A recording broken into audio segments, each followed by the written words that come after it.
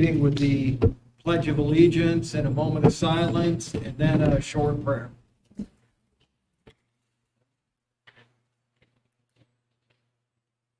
Pledge Allegiance to the flag of the United States of America and to the republic for which it stands, one nation, under God, indivisible, with liberty and justice for all.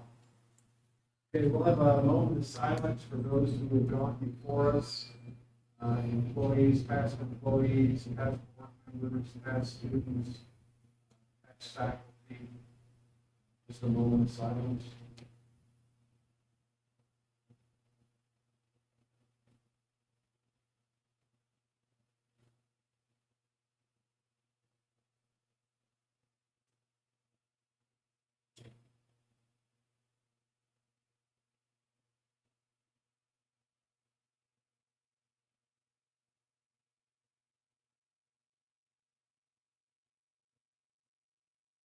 Okay, and then just a quick moment to wish the best for a board member who is recovering in the hospital from COVID, and then all those who are fighting COVID or any other illnesses.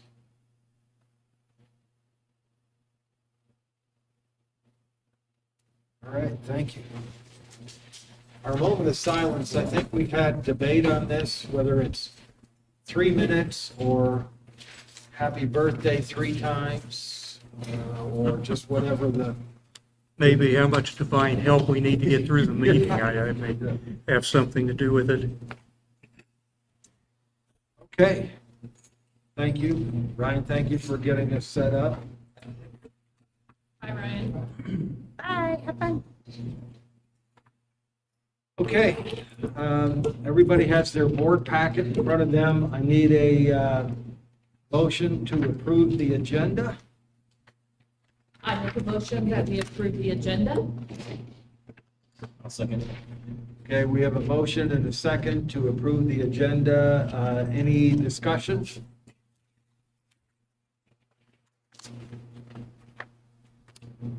Hearing no call for discussion, all to approve the agenda with the sign of aye. Aye. Opposed, same sign. The agenda is approved. Okay. We now have opportunity for public comment. I remind everybody that they were to sign in. There's a 3-minute maximum for public comment. Do we have any requests for public comment? Okay. You have 3 minutes. 3 minutes. Well, just, I have no children that attend this school, but I'm concerned because I know our teachers with this school system, they're tired, they're burned out, they feel disrespected, it seems like at times. And I know it's overwhelming with the COVID thing that's going around. Before you go any further, please state your name. Oh, I'm sorry. My name's Everett Croce. My wife Tammy, is one of your assistants with the SEC program. And he's not talking about it. And I'm not talking about her. She's glad to write to me inside. But, you know, the thing is, I know that there's so much that you guys have to offer. And I think it's time that you guys just set that precedent, you know, for this school and take a stand in what you really truly believe in. And to feel like that you do have backing of older generation people, I think. I don't know about the younger generation. It seems like we've lost touch somewhere with that. But you guys have rules in your manuals, and those rules should be abided by and followed through.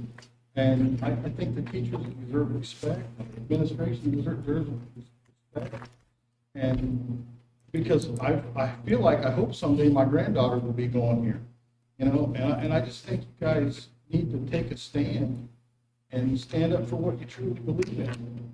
And that the teachers need to take their job seriously and realize what you guys were basically trained to do and called to do.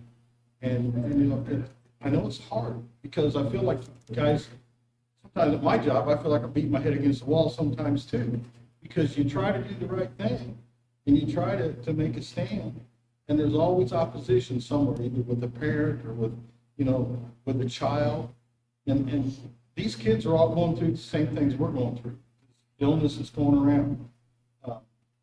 Some of it thinks it's just a bunch of garbage, but we've lost people too. We've lost loved ones. And so it's serious. But, where do we just get back to where we need to be, and keep our kids safe? They need a safe environment. The school shooting in Michigan did. Keep our kids safe.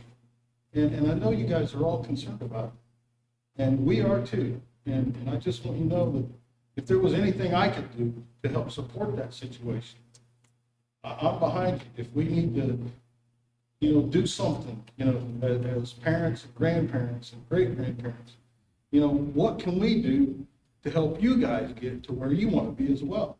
And to know that the community, we're suffering here. Our crime rate's out of control, here in Anderson. I mean, there's so much that needs to change. And I think you guys at this school can do that. Have the right to take away our jobs as well. But it's kind of like it should be your way here at APA. And I just think you guys need to state that, run with it. These teachers need respect. They need to be able to discipline. And I know that's a hard one. Discipline. How do we discipline? Well, I'm old school. I remember a lot of stuff that you can't do anymore. But is that why we're in the mess we're in today? We've let them tie our hands as far as discipline. I mean, it's just, my time's probably up, so I'm going to say, but I think you guys have that opportunity to do something great here at this school. And I encourage you to do that, and don't let up. Don't let someone else change what you guys believe in. Because I've seen the handbook, looked through some of it, Tammy's brought home, I've seen it. You guys have, follow it, enforce it. That's all I can say. So thank you for your comments, and you made a lot of general comments in there. And if you have specific things that you think need to be addressed, you can put them in writing to us, and we'll be happy to look at them. But you made a lot of generalizations, the teachers. I don't know what you guys can and can't do, I mean, legally, but I realize there comes a point in time, look, we got to take a stand and say, listen, we're not going to tolerate this. But we want our kids to be better. And we are following guidelines. We are following our parameters as outlined in design. We are respecting our teachers, I believe. And so be happy to have a conversation. And Mr. Fraley and You guys have been Sparker. great to Tammy. I'll say that. That's been awesome. So we're always open for conversation or discussion, and if you want to make an appointment to come in and discuss some of your concerns, we'll be happy to listen. Well, it's just generalization. I mean, I see everything, not just the school, but there's so much that's not. Well, we're just focused on this. Oh, I know. And that's so, But We'll that's what conquer I'm the world saying. later. There's kids who would probably come here because I'm sure the parents want the same respect here as, they want that at home too. so I'll encourage, instead of getting in dialogue, I'll encourage you to call and make an appointment and bring some of those specific concerns over issues that you feel aren't being addressed, and we'll be happy to entertain your concerns. Thank you. Thank you for your input. We appreciate it. And we do like having Tammy here. There any other comments, public comments? Okay. So in your board packet that you have received today, I'm going to give you some extra time to read through the minutes. We did have a conversation about getting the board binders. There were some extenuating circumstances this month, but our goal in the past has been to get these binders, have them available at the front desk a week before the board meeting. We really need to work on getting toward that goal. We had set the meetings at the end of the month so that we could get financial information and other information to spend some time with before the meetings. So I'm going to encourage and challenge Jill and her staff to get back to that weekly, week in advance. And again, having them available if you want to stop by and pick those board packets up at the front desk. I'm sure Evelyn will have them available for us. She'll be able to hand them out. So please take a couple of minutes to go through the board meeting minutes from October 26th. And then I'll need, after you've reviewed them, I'll need a motion and a second to approve them.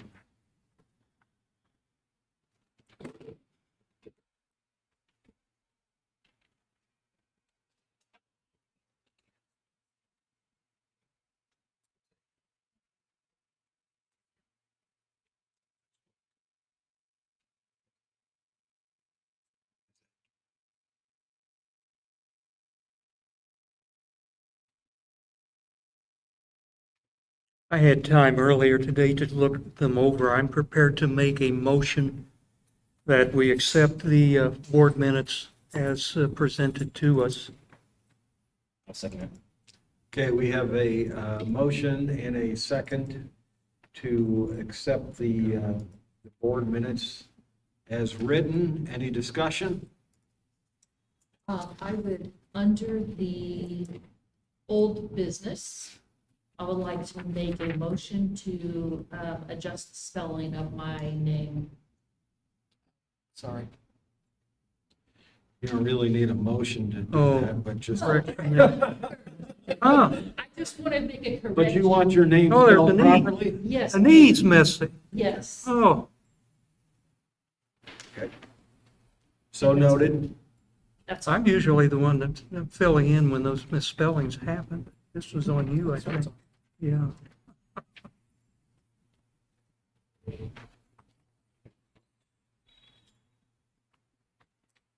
Any other discussion? Okay, we have a motion and a second and a request for a correction. I need to approve them with the correction. All four with the sign of aye. Aye. Opposed, same sign. Okay, the board minutes from our October 26th meeting have been approved. Next on the agenda is the CEO report. Please, again, that was, there were some technical difficulties in getting that CEO report. Please take a couple of minutes to read through the CEO report.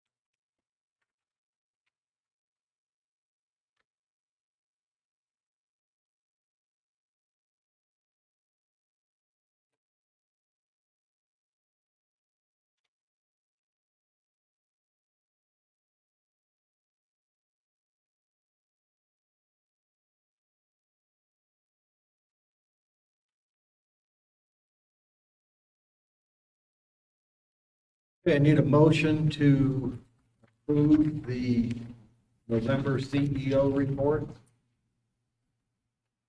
I will make a motion that we approve the November CEO report as submitted to us. I'll second that.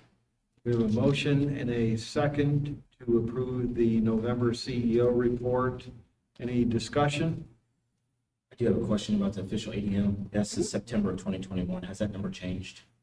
Since I know we're in late October, November now. I'm sorry, which part? Under official ADM, it says a full count as of, was September 2021. It's only one count day in the fall, so Okay, yes, okay. yeah. But it is reconciled now? It is reconciled. Because last month it was unreconciled. Right, the 782 is reconciled, there's still. But what about the split? Right, Yeah, so the virtual students, that is not reconciled and won't be probably until January or February, Okay. because it Okay. requires legislative action. And that's what you were saying with the spring, the February 1st, 2022 count. That is our normal count day too, so we will have Mhm. another ADM count day then. So they've Looking- gone back to the two counts this year. They were doing just one count for a few years. It's helpful. Yeah, so our official count right now, as of today, I know that Angie has gotten quite a few applications over the last few weeks, but we're at 772. I looked, because I have our enrollment trend data since 2013. Usually about this month, we're about 10 students down from ADM count, and that's exactly where we are. So that seems to be our normal dip. We will start seeing more come back in January. And then they'll stay here through February probably, and then when we have our President's Day break, we usually lose a few, and then we gain a few right before spring break. It's fun. It just kind of goes a little bit. We have seen our fair share of students slipping over to AK Online, which Zach will be able to speak to today, but a lot of that has been, there's COVID relation or issues there, but there have been maybe some behavioral things where this is just not the right environment for them, and so they might be transitioning to see if they can at least do the academic portion. So we've had to make a few changes this year because it's been interesting. Thank you. You're welcome. Then the update on the install of the AC and heating situation. I'll let you go ahead and. So we have received our first invoice for that, which was $349,000. And I know we have a really large multi-million-dollar budget, but that hurt. But that was for all of the equipment, the computer system, the valves, pretty much everything we need has now been ordered. We'll be waiting for those to come in, and they've strategically done the timeline so that it doesn't just all come in once and we have nowhere to store it. So the computer system is the first part that had to be evaluated in depth. And they have found that most of our units, our air handler units in the classrooms can actually be adjusted wirelessly, which is incredible and something we're very excited about. And now there are some that will have to remain hardwired, but we will have access to every single one of them through our phones and tablets and apps that way to adjust them. So that was our first test that we did pass. The next one right now is to make sure that at our next board meeting, the ceiling does not cave in. So they're doing some structural adjustments as they are looking to see that the roof and building can handle the 20-ton units on the roof. They're fairly certain they are, but they've brought in structural engineers because we don't want any surprises. So we're on that part, and then that's pretty much it. The electrical will be done as they go, as they get to the new paneling and all those things to minimize the disruption to the learning environment. So this will be fun. Can I ask about the track update? Is it completed then? Or It is complete. that looks good. It is completed in its entirety. I believe Dave Bradford we've ordered our own, I just forgot the word for them. What do you jump over and track? Hurdles. Woo! It's going to be a long night, folks. We are even. So we have the hurdles that we have used for years. We inherited from South Putnam High School in Putnam County, and so they say Eagles on them and they're red and blue.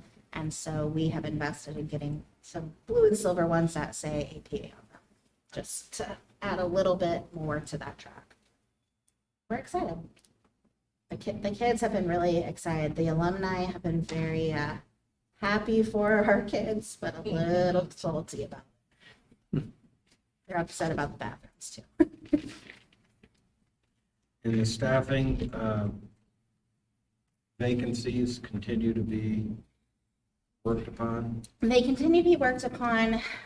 We are in the process of finalizing 2 hires for the 5th grade. And so the anticipation is that they will both start officially in January. Just a few little kinks to work out because one is currently completing student teaching, but we're there on that. Middle school, high school English, we will not be replacing that position this year. The current system we have will remain and provide some consistency for instruction for the remainder of the year, and then we can go pursue that position next year. High school social studies, we have revamped our schedule, and we will not need to replace that in the spring because other teachers will just pick up that course. It kind of means we'll have maybe a class or two that'll be a little larger in size, but they would be no more than 20 kids in a classroom. So that works for us. And then the counselors, which that's an agenda item as well, but we have hired those. One has already started, and the other one's start date is December 13th, I believe. And for the special ed position, we are in that final interview stage. We do have an internal candidate who has now expressed interest for that position. So we will be conducting another interview and going through that to make sure that that is the right fit one way or the other, and then be able to hopefully get that position filled. And if we do have to make an internal change, then find a candidate for that one. What position was that again? The 8th grade and 9th grade special ed teacher. Okay. So that was formerly Darren Pratt, which you would remember probably from the budget. I know you're good with the names. Mm-hmm. So, but that is it. All of our employees that were on medical leave for various reasons have returned. So we are excited to have them back. Any further discussion or questions? It's always nice to see former student being honored statewide.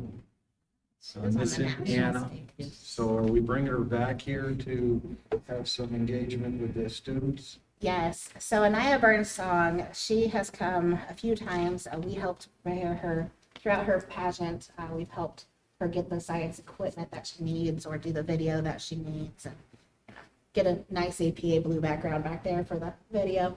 But she will be coming and visiting. Her entire project is really the disrupt STEM education for women. And so she really wants to be about empowering the young ladies and showing them that you can be a woman and succeed in the science field. So she currently holds a bachelor in biology from IU, as well as medical science business degree, and works for Lilly. So she's a pretty cool young lady. She's from 2013. I'm pretty biased. I had her in class and coached her in volleyball and basketball. One of my faves. Just maybe a quick update on COVID and virtual. We are holding true to our commitment to try to stay in person as long as we possibly can. Because we have the APA online option, if we have families that are uncomfortable, they do have an alternative solution. We know that being in person is best for our kids, it's best for our teachers, social, emotional, and all of that, but also academically. Our kids crave structure and need to be in a structured place. We have had 2 days so far this semester where we did not have enough staffing once at each building that we would be able to operate safely. So we did have to go to an e-learning day, but our families have been very receptive to that. We've given them as much advance notice as we possibly can because obviously we can't predict when people are going to be sick. And so, we've worked through that. We did have, going into break, 2 elementary classes that were on e-learning because the entire class was quarantined. But with the littles, it's really hard to keep a first and second grader in a mask and not giving their buddies a big hug every 5 seconds. So that's kind of where we're going. We do have a couple active cases that I found out about today, but the contact tracing has been minimal since we were only back 1 day. And I think they're 12 to 15 are going to be quarantined because of that. But if you look at our numbers, we have already surpassed our entire count for last year. So currently we're at 51, and you know, do anticipate after the Thanksgiving holiday, we are going to have more students and staff probably end up with COVID. I do know that we have had a few staff members eligible for boosters, and so you know that's happening. We've had some students that have taken advantage of being able to get that vaccine, but it's kind of hit or miss, no matter where you go in the building. And so we're working through that, and we hope that we'll come back in January strong too. But right now it doesn't look. Last year this time we were looking at hybrid. We were moving to e-learning in anticipation of those things, but it feels like we've kind of gotten the hang of how to minimize the damage as much as we can. So. While we're on COVID, have you heard an update on Lori Barnett? She has been moved into a regular room, and I texted with her this afternoon, and she might be out Friday. Oh, good. So she's doing better. She is on the mend. And with the prayers we offered up to her original, she'll be out probably Thursday. That's right. That was my secret hope for her when she said Friday. I was like, nope, Thursday. You're coming out Thursday. Any further discussion? Okay. It's your pleasure. I make a motion that we accept the CEO report. Second, the motion's already been made, it just has to be followed. Oh, okay. Okay, all approving the CEO report with the sign of aye. Aye. Aye. Opposed, same sign. And my humble apology, we were just in the discussion phase. That was some while ago when we voted on that. So, yeah, that's, It's just, time flies. we have short-term memory span here. Okay. We'll move to old business. Dave, if you give us the fantastic financial October overview report. Okay, well, the numbers look very, very good. I'll attribute it to the long Thanksgiving holiday. You just got the numbers. We got the numbers late last evening, and I did not have time to email the monthly report out to you, but I think everybody has a hard copy. If I miss somebody, I'll email it to you. But I don't have any more copies. Let's see, the first thing that jumps out here, and I'm going to lean heavily on my notes since this is our first reading, really. Big improvement, looking at end of the year projections, we have a real big improvement on cash net income and total income. Total income last month was $11,726,873, and we have been able to increase that by $385,504. So it looks like, with everything we know right now, we're projecting total income for the year to be $12,112,377. And if you go back to our original May budget, that's $497,185 over the original budget. So those are excellent figures. 497,000. Yeah, 497,185. So let's see. Actually, matching that large increase in total net income, total expenses, the projection is only up $82,174 from where we were last month. So what we're doing simply here is you're matching incoming 385,504 more and outgoing 82,174. So that means that our total projected cash net income, the bottom line, will be $536,356, which is certainly a record for the school. and that is a 233,026 increase from last month. And if you go back to the May budget, when our original forecast was 51,190, that's 485,166 more. So those numbers are very good. Now, that raises the question, going back to total income. What caused the big jump? Because I don't know that we were necessarily expecting that to happen. And most of the jump actually was because of an increase in state tuition, which raises a few questions and sort of ties in with the discussion we had with our CEO report on that ADM count. As far as all of the others, total grant income was up about 47,000. E-rate and all other income, that was 137,239 higher than last month. However, we do have a footnote, which I've explained in the verbiage, and I know no one's had time to really look at this, but you can peruse that later. I'll just try to hit the highlights. Do remember that last month we had, October's a 3 payroll month, and the payroll for 10/1 hit the bank, cleared, and was counted as a cash expense on September's numbers. And so we had to make a note of that because that affected, our comparisons and our projections.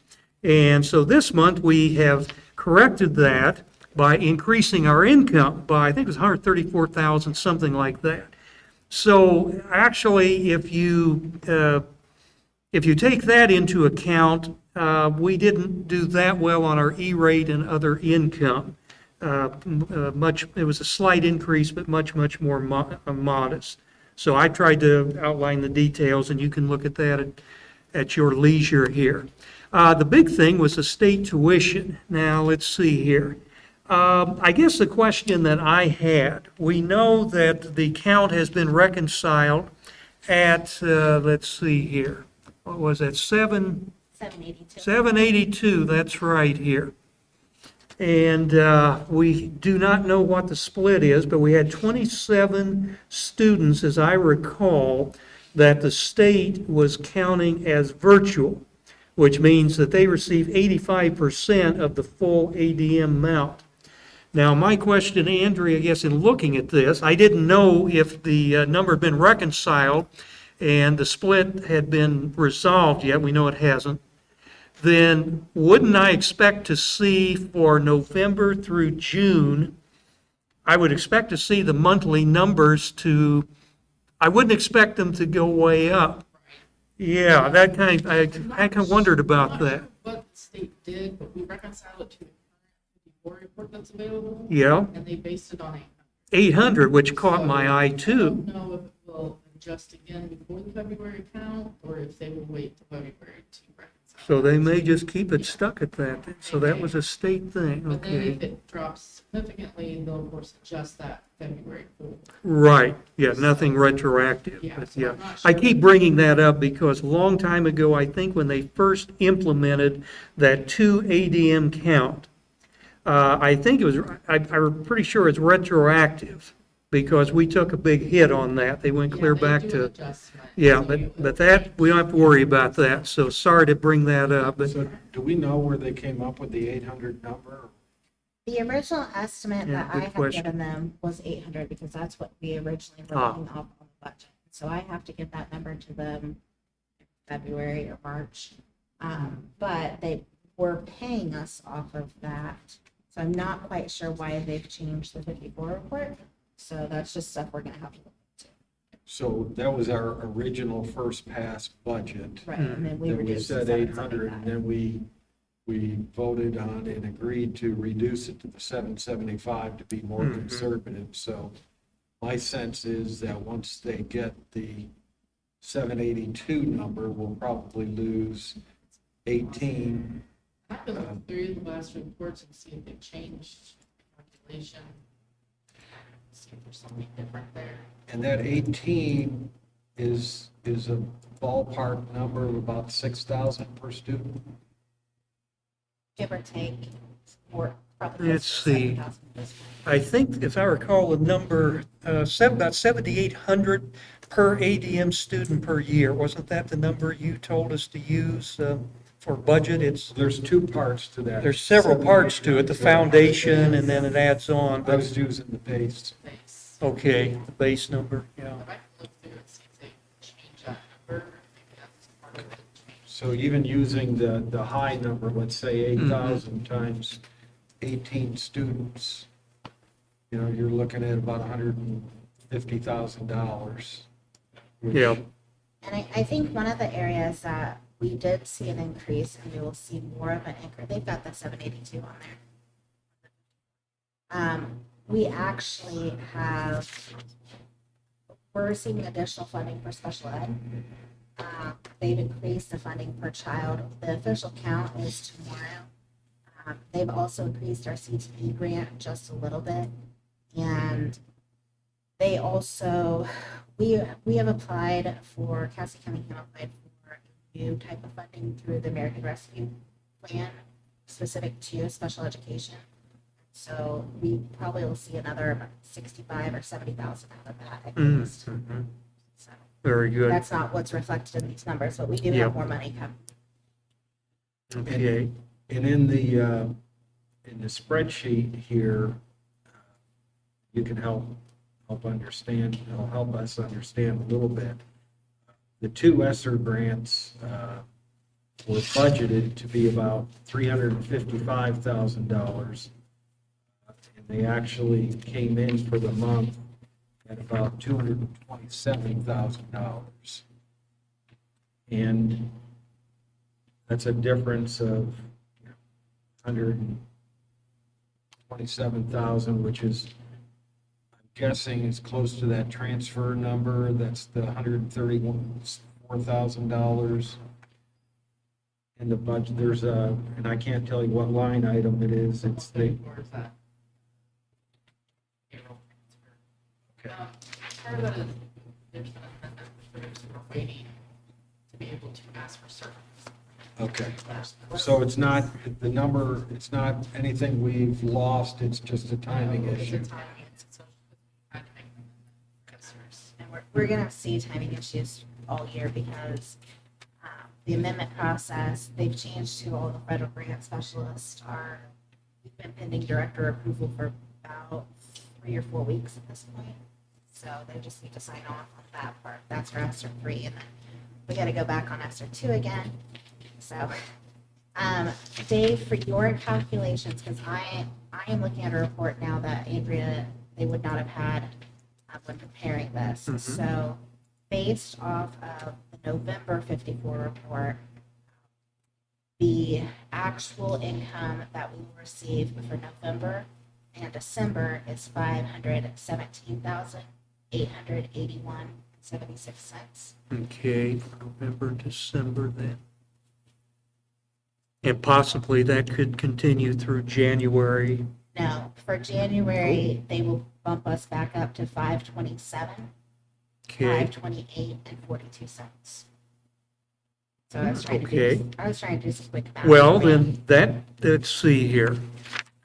Oh, I was trying to find. Yeah, I think you were assuming 532,000 more or less than November through, which isn't too far off from, well, a little bit higher. The base off the So it doesn't look like we are gravely overstating it. No, it's Yeah. about 60,000 total. We may lose a little after February, but okay. And we have all of this additional money coming in, so that's certainly very good. Let's see. The only other items that, let's see, looking then at the month of October. Again, looking at the monthly data, one reason I look at the projected year in first is because the monthly data, the month of October, there is so many timing differences. Almost every discrepancy between actual and budget is simply that we thought we would get that much money and we just didn't get it that month, probably get it next month or the month after. The month was profitable for us. It was not as profitable as we had anticipated. I think we had, let's see here, almost 100,000 added to cash for that month. We had hoped to have a little more than $205, but again, the month was not bad at all. The one thing I did notice here in the month of October, I've had questions in the past on our building improvement line. That would represent our fixed depreciable assets. I noticed that this month we created a new expense line right above building improvements called land improvements. And I noticed that, let's see, Angie, you asked about the paving of our track. That cost, that $208,910 in track resurfacing expense. I guess you initially in October thought it was grounds repair, but within the same month you moved it, created that new category, and that will be fully depreciated too. Yeah. So that's essentially a wash. Mm-hmm. That project, just so everyone knows, it was budgeted originally at 225, so. Came in under budget. Very good. I will say that's limited to renovation money. They're not the only school that it's been delayed on, so Yeah. I have several schools that have not received their renovation money yet. We actually got ours November 1st. So we got our Wow. 400,000 November 1st. And they emailed me a second voucher yesterday. And there was an issue, not with ours, but with other schools. Their vendor numbers weren't working for some reason. So I think that's, because she asked me to verify her deposit. Which is why I actually know all that information. Ah, Good news. So we should be, usually when I submit that, they have 30 days to get it to us. So hopefully we'll see it before Christmas. these numbers are hard to follow because with all of the projects that we have going, it's difficult to know where to place them. So the volatility is even greater than usual, than our usual timing issues. I still am a little puzzled, and I don't know that we want to go into it, but on that building improvements, we started out in May at 1.687 million. And each month we keep reducing that. We're down to 1,077. I'm not quite sure what's happening there, where that's going. I'm not going to worry about it because I'm sure you guys are following it. Jill probably knows, but I think initially last month it looked like that we made a double counting error when we put the budget together. On those, it was the air filters and purification system. We had it counted in repair and then we had it up in building. So I'm wondering if the reductions isn't more the double counting or maybe it's something else. But I'm always watching that because if that's what's inflating our end of the year projections, that makes you a little worried that, well, may come crashing down or maybe not, so. So is that really a $610,000 savings projected, or in the expense line, that's line item 45,100? It's supposed to probably, yeah. Dig into that next, actually verify it. And it's good that we're saving money, if that's a true savings on that line item. Yeah, and it's like, It's not going we said, somewhere. well, expenses were down, so our increase in income, profits are up. But that's not necessarily good because one reason some of the, like, monthly expenses are down is because we haven't been able to book any of those building improvements yet, expenses, which would imply that maybe we're running behind schedule or maybe what we thought was scheduled back in May. So it's hard to determine what's a red flag problem, which just is part of the, And you got, part of the accounting. you got the ESSER money that's fluctuating. Yep. Back and forth, so as long as we stay close to that, I think if you will look into that, because it's 610,000 in savings, which is great. If you think it's 400, that's fine. But we're short on the revenue side for $125,000 on the ESSER grants, which you start playing with some of those ins and outs, you talk about the additional sped money that we're getting. How much is that? Do we know? I don't know the exact numbers. Okay. Do we know a ballpark? No, I won't know until the official count goes in. Oh, I noticed we got rid of Title III this month, didn't we? As a line item? Title III, we don't have Title III. We have Okay. NESP.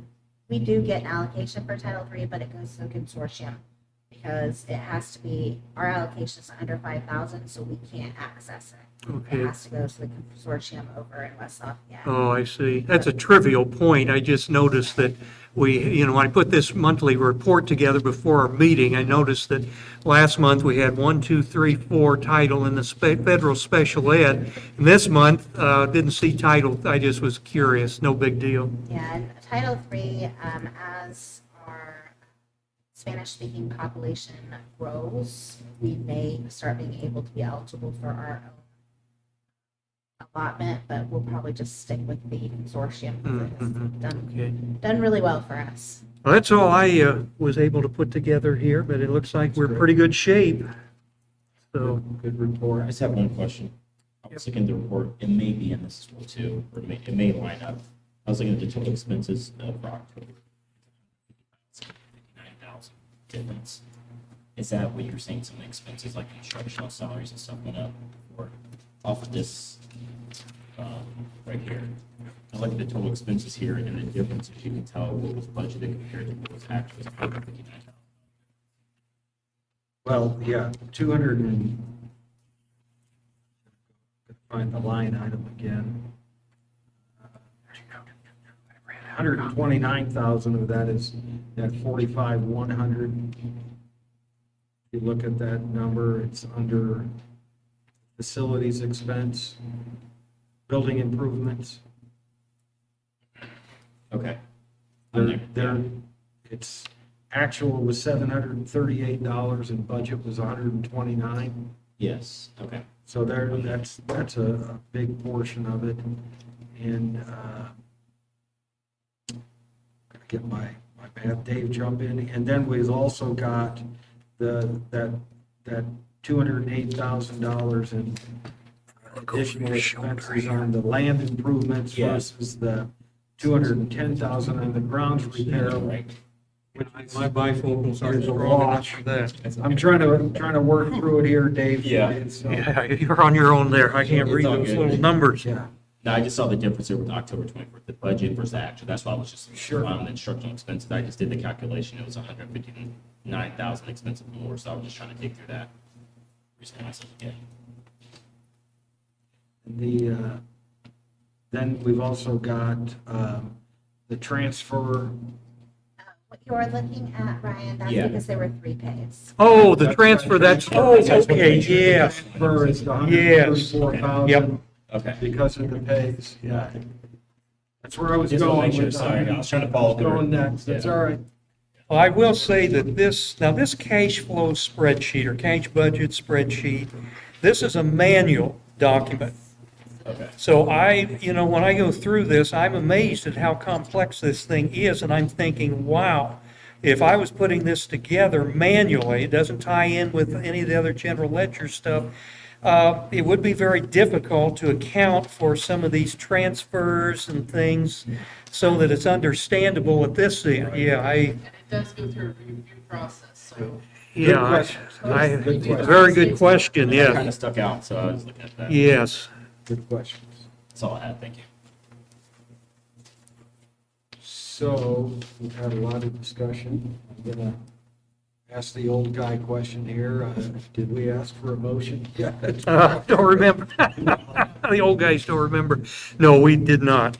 And I can't make it, so. I make a motion that we approve the financial report. I'll second it. We have a motion and a second. Any further discussion?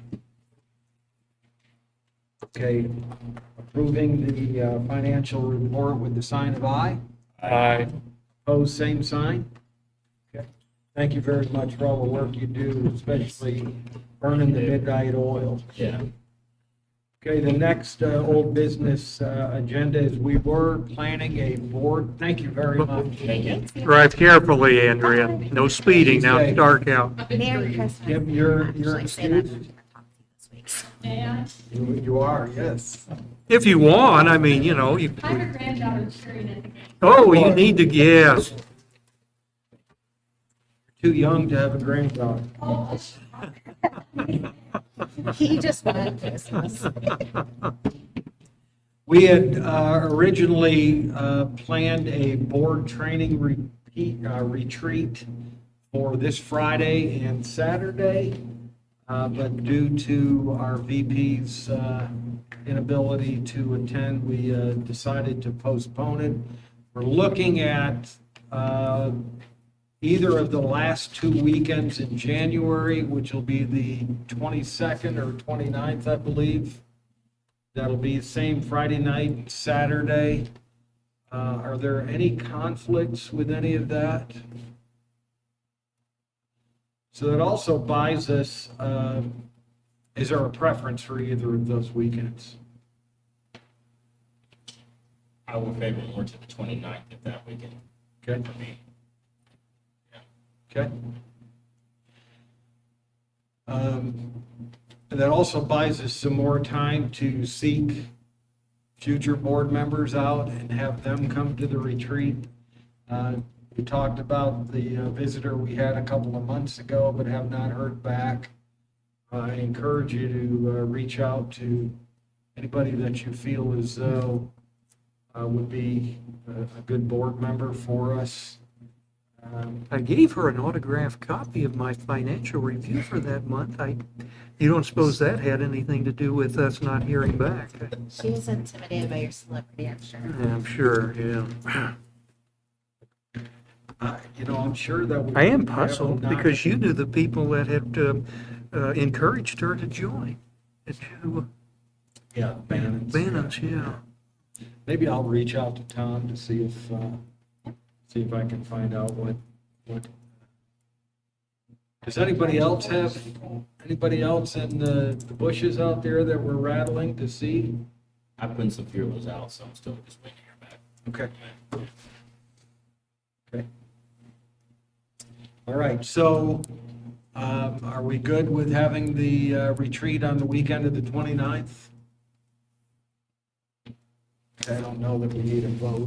We just go ahead and go for it. And then just one day Saturday, Friday night and Saturday. Friday night and Saturday. Mhm. We do have the option of doing the full day on Saturday, but it is a full day. And he thought it would be good to break bread and learn about each other and do some of that, I guess, more bonding stuff the night before and then get into the real meat of the stuff. So if there's any objection to the 2 days, we could go for just the Saturday. What's your pleasure? Yeah. 2 night and a day is okay with me. I'm Whatever, flexible. yeah, It's time. whatever works for the best or the most, yeah.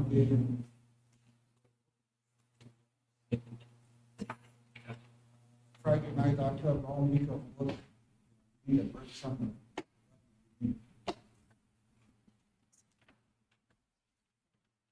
So we have a preference for a one-dayer. Any objection to that? Makes for a long Saturday, but So what would it be, 9 to 5 then, 9 to 6? I would guess probably like 9 to 4. Well, that's not much longer than what the one No, was scheduled, it's- it's 9 to 3, yeah. Well, and he had said if we schedule 9 to 3, I'm not supposed to tell you, so I'm not really good at secret keeping, but that we probably would be done by 2. So my estimate would be if we schedule 9 to 5, we'd be done by 4. Well, I'll As go with long as all everybody day. keeps That's- fast. Working lunch. so let's shoot for the Saturday, see if that fits. Alright, send Is that what I'm right hearing?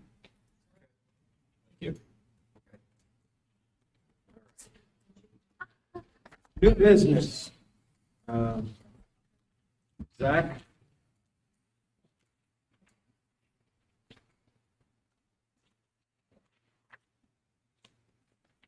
Set my computer there, maybe.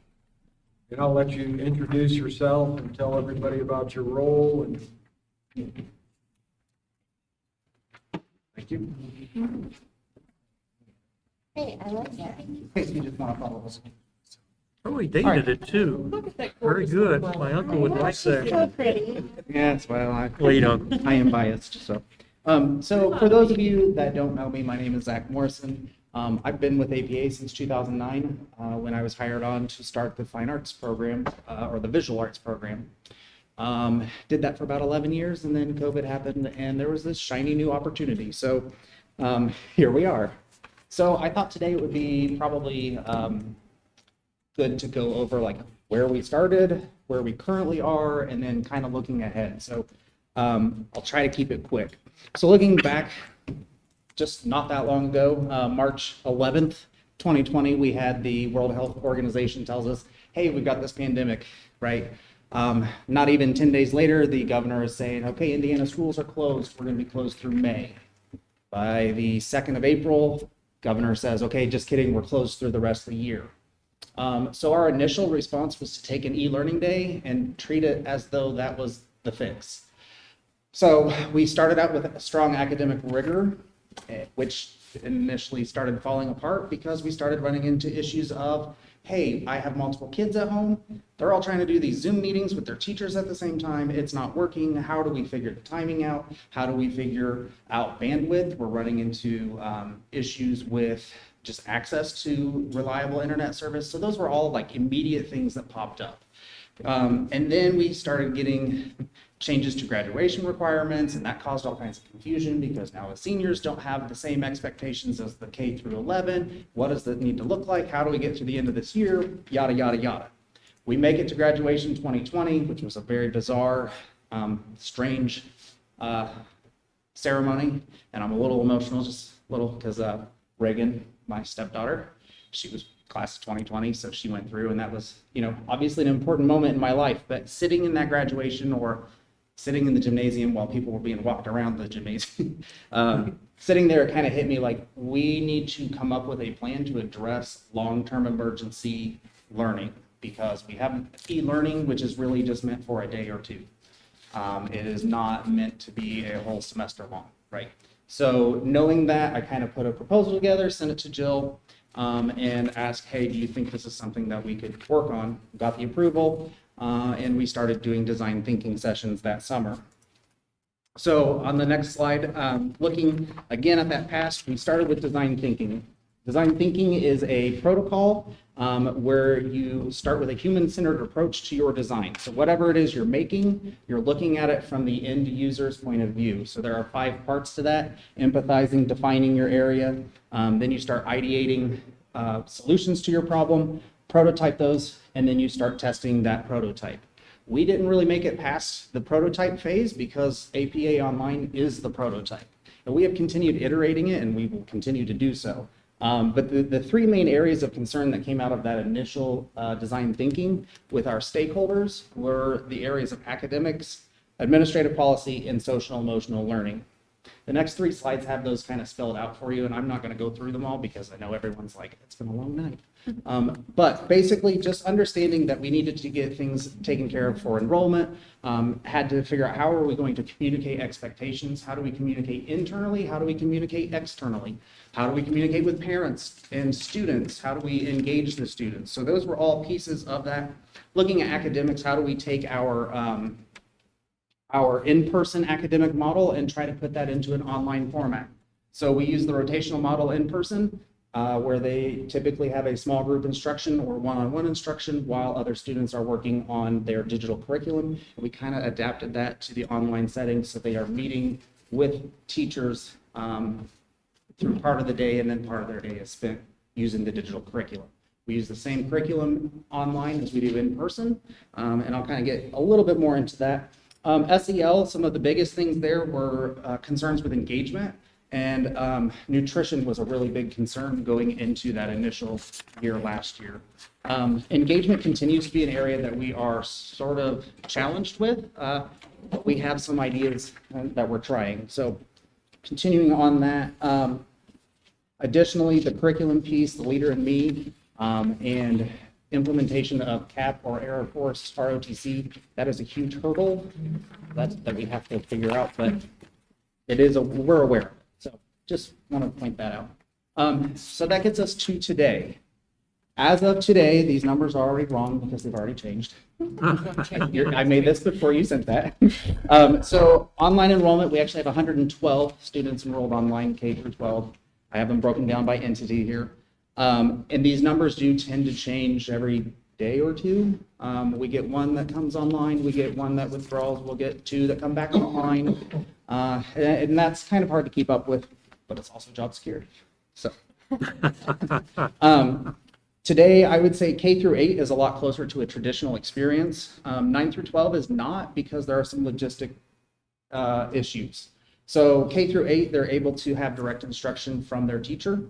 They do use IXL, they use MindPlay, we use MobyMax for K through 5, just like they do in person. Edgenuity is used for 6 through 12. And again, 6 through 8, they also are doing MindPlay and MobyMax, which are MindPlay and IXL. Too many programs. In the high school, we have more of an online mentor program where each high school cadet is assigned to one of 4 mentor teachers, and that teacher meets with them 2 to 3 times a week, depending on what the schedule is. And their role is basically to help them problem solve on what do you have to get done this week, help you goal set, help you make sure you're hitting your targets. That's the intent behind that. We have had some difficulty getting students to engage with that. We're working to address that through attendance notices and really tightening our attendance policy up. So that has started to show some turnaround. I think we're down to about 10 high school students right now that are struggling to engage on a regular basis. To address some of that engagement, we have started using STEM labs in the makerspace. Last year we did that in the elementary. It was a really good fit, got a lot of positive feedback. We have incentive programs at the various levels, also rolling out a new incentive program tomorrow, which is basically assignment tracking, and then it'll level based on that. Trying to address engagement by doing fun things. So in October, Halloween time, we had teachers that did Halloween costume contests. They did horror story writing contests, some of the fun things that were not just academic, and those had really great engagement. So that was kind of exciting on my end. We are starting to send some of those punitive pieces out, so letting them know, like, you are now considered, truant at this point. Here are the next steps, that kind of thing. Also setting up parent and student meetings, family meetings, trying to encourage them that maybe if it's not working online, they should consider coming back in person. Had one mother who was like, well, I'm going to give him one more term. I was like, I don't know if he's going to graduate. Another term. But so, a little struggle there. I'm going to skip the staffing section. I just wanted to list them out so that you're aware of who does what. We do have online tutors that are available outside of school hours, but I just found out this morning that we can also start recommending students to the STAR tutoring program. So I'm excited about that. I think that'll be good. That will require them to come on site. So that'll be a strongly suggested invitation to the tutoring program because several of our students are concerned of the health issues. There is an example of the daily routine where the students just log into their computers, they're checking their email, going to their Google Classroom to check for announcements and the day's agenda, go through the curriculum, attend their Zoom meetings or their Google Meets meetings with their teachers, and then kind of just continue on through that flow chart there. And that's going to take us to the future, where my goal is really just to continue iterating this so that we're able to offer a quality alternative to the in-person traditional model. Several of the students, especially in the high school, they are there. There are some that are there because they need to work. There are some that are in that program because they can't handle the discipline requirements in the building, right? So there are some circumstances that are pushing them to go to this option. But then we also have the ones that are there because it is a response to COVID and they are afraid of that.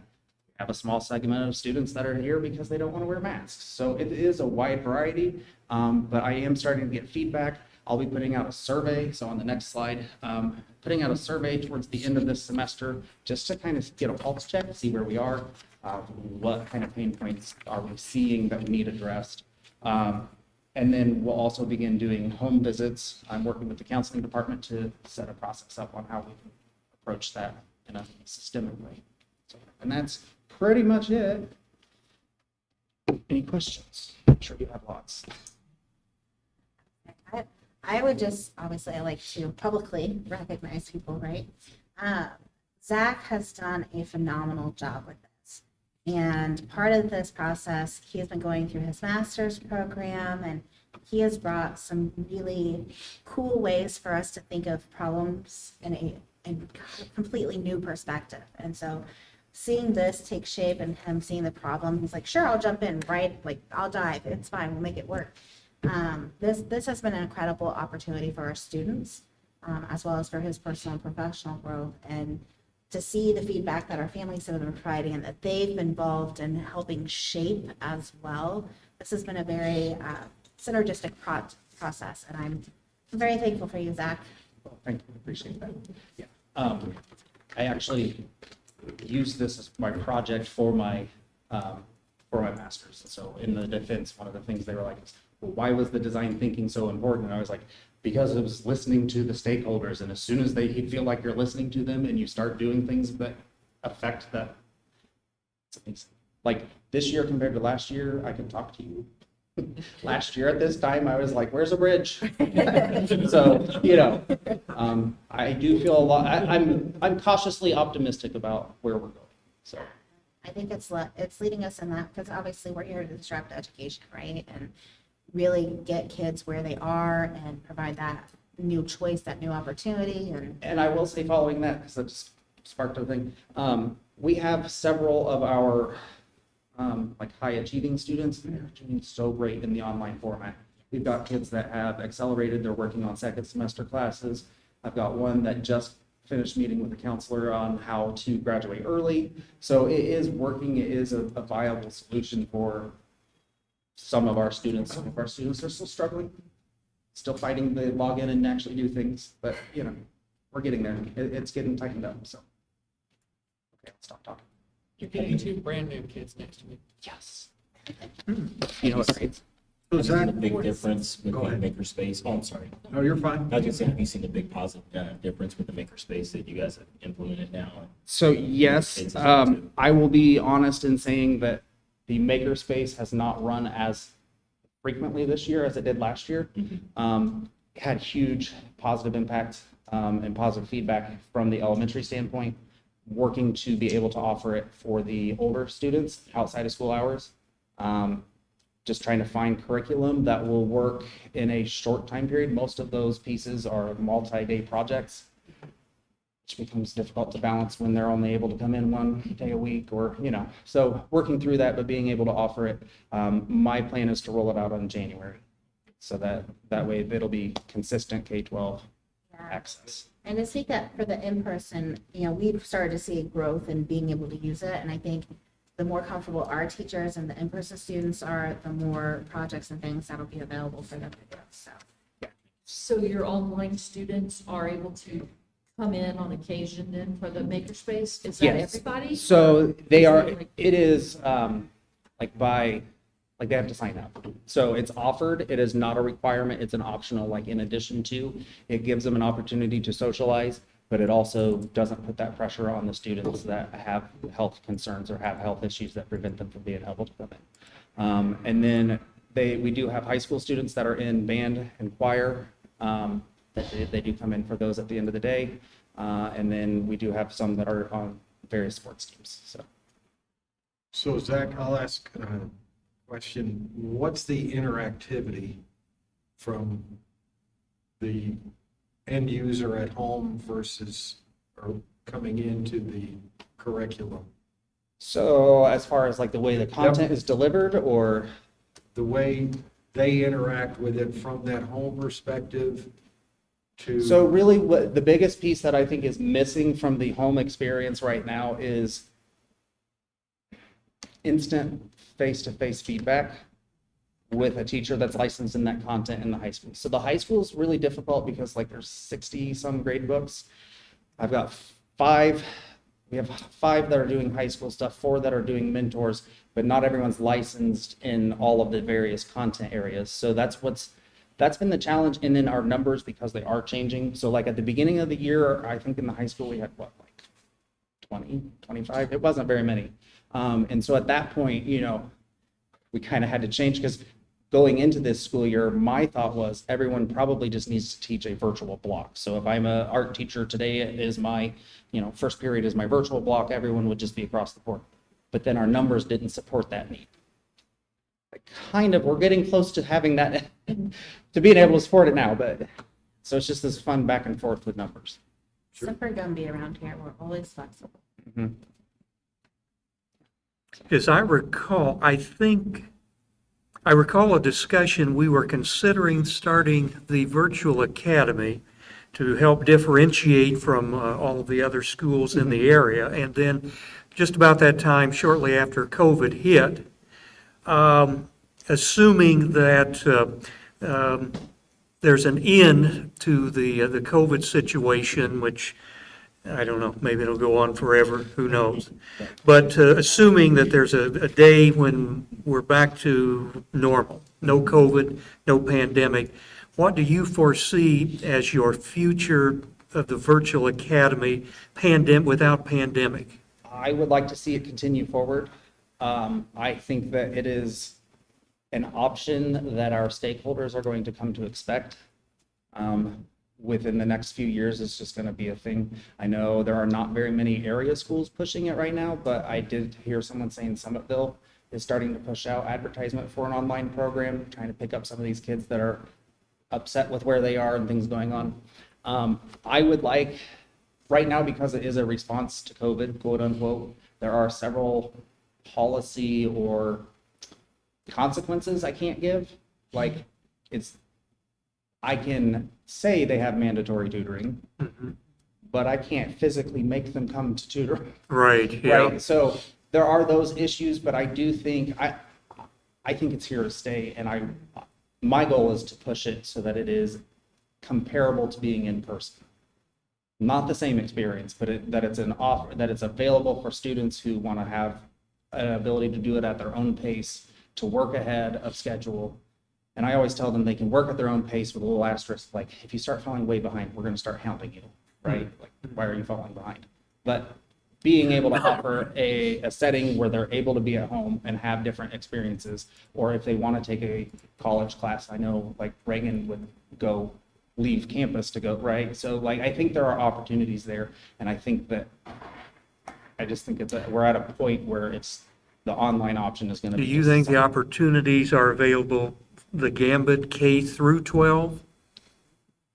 Because you mentioned that your numbers in the high school were They were low. very small to start with. Yes and no. I don't have a solid answer on that. Yeah, it's hard to say, I guess, It is isn't it, difficult to really? say. I'll be honest, going into this year, I did not think we would have as many elementary kids as what we do, especially really young elementary kids. I think we have, like 8 or 9 kindergarten kids, Yeah, that is and a handful of first and second graders I each. think there's 16 in K through 2. Yeah, so, I mean, not a huge number, but when you're talking to a kid that's not ever experienced education, that's a pretty large Yeah, I would quantity. think online would be geared more towards the older kids. Yeah, and some of the kindergartners I know are there. We met before they transitioned, and it was, for a lot of them, they were not ready to be around other students, had a hard time controlling their body movements, things like that. So it was more of like a safety concern, and then they moved in here. There was another one who was a really young kindergartner, and just wasn't quite able to keep up with the class. So rather than withdrawing, they moved online, and Captain Hayden works with him individually. Well, and I think, this is something, our rotational model and our digital curriculum and things that 10 years ago, we were ahead of everybody. And so I think that's part of why we've been able to flex on this so easily. Plus, we're a speedboat versus being the Titanic. We can change direction anytime we need to. But I think our first iteration of this is probably Alicia O'Neill. Way back when we customized her entire education from 8th grade through 12th grade because she wanted to go Ivy League. And so she was kind of our first experiment kid on, we use the Apex curriculum, which is something we actually still use because of its rigor, but it made it so that we could customize education. And a lot of that, our elementary has been designed that way, where, individual learning paths and meeting kids where they are and helping get them there. We are also seeing an increase in our high ability population. Those driven kids, or those kids that have the potential for that, and being able to have an APA education in an environment that works with kind of how their brain and their social settings and those things. This is a new progressive thing for us to move forward.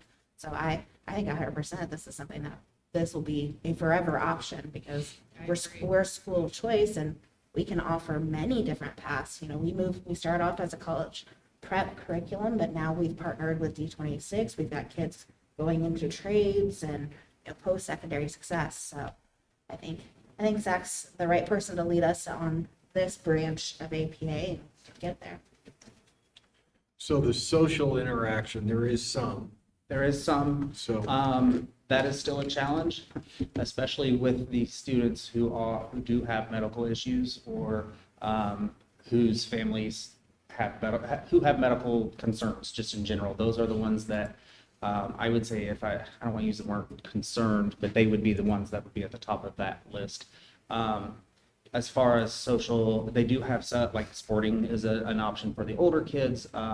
They do come into the building, like I said, for some of the co-curricular classes. They do have some of those options. We're working, I would like to be able to do some more like picnic in the park type deal, but not even necessarily that. Talked with a couple teachers upstairs about trying to do some kind of after school club or something that they would have an option to. I don't even know if they would do it, sure. but putting it out there just so they have some opportunities to engage with each other beyond just through their phones. But even those students with medical issues, they would be excluded had we not had this program. They really wouldn't have an option. Right. So that's a good thing that they do have that alternative. Yes. Yeah. Yep. What other questions? Good report. Good Yeah, information. very good. Good work. Thank you. I appreciate it. Thank you.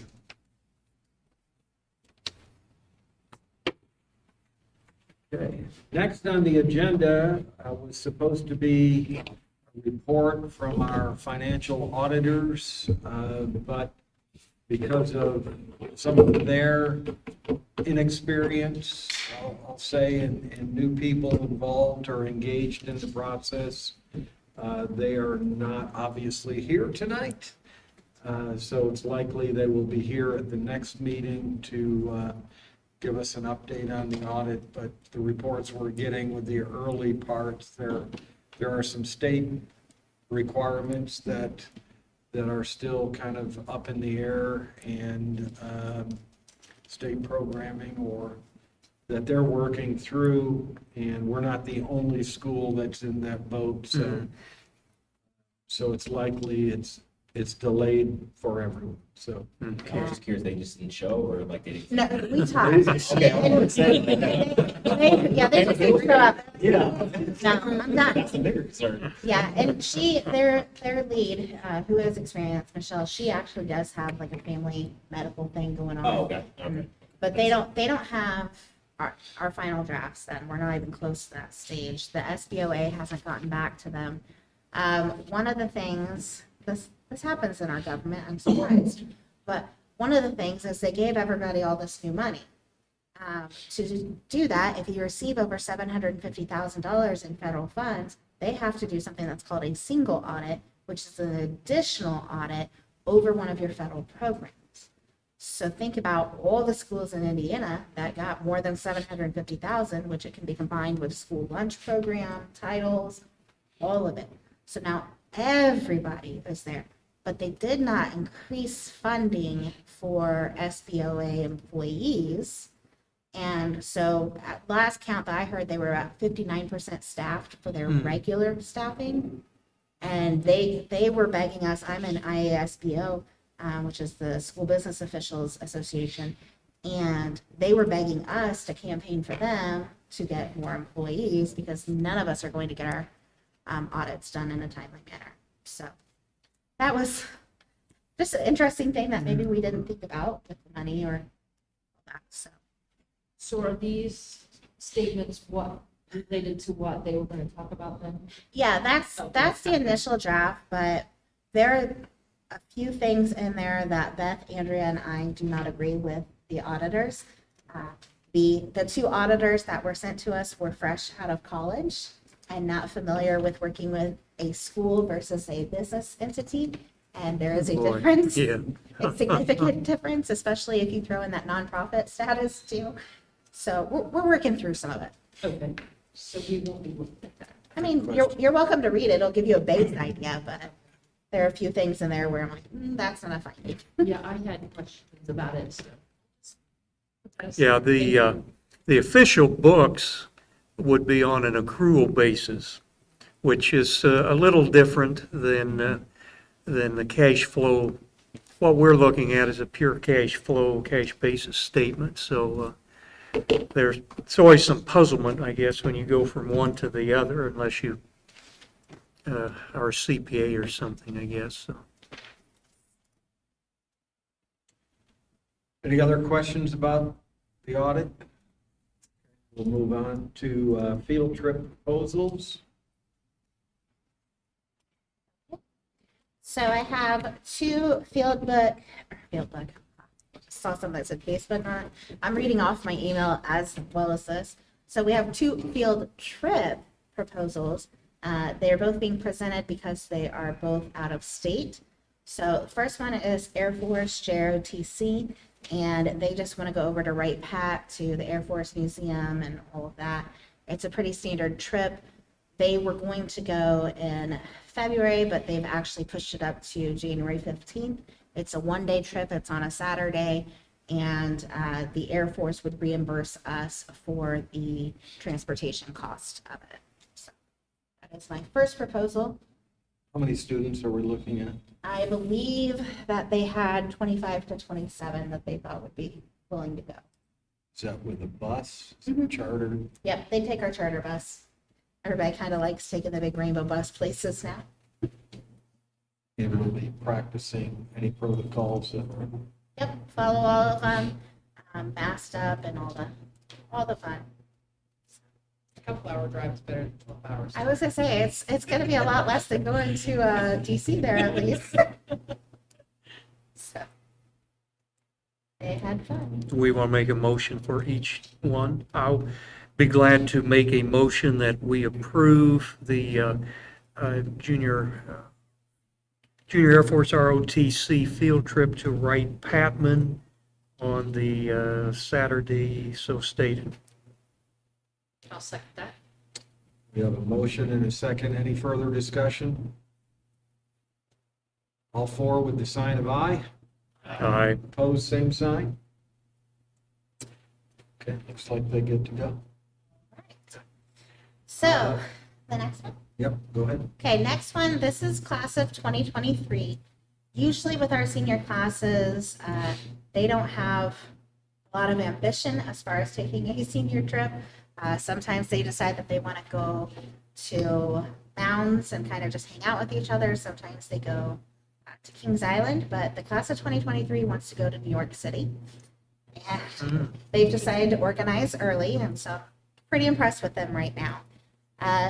Looking at this trip, we are still determining which service provider would be the best group for them to go.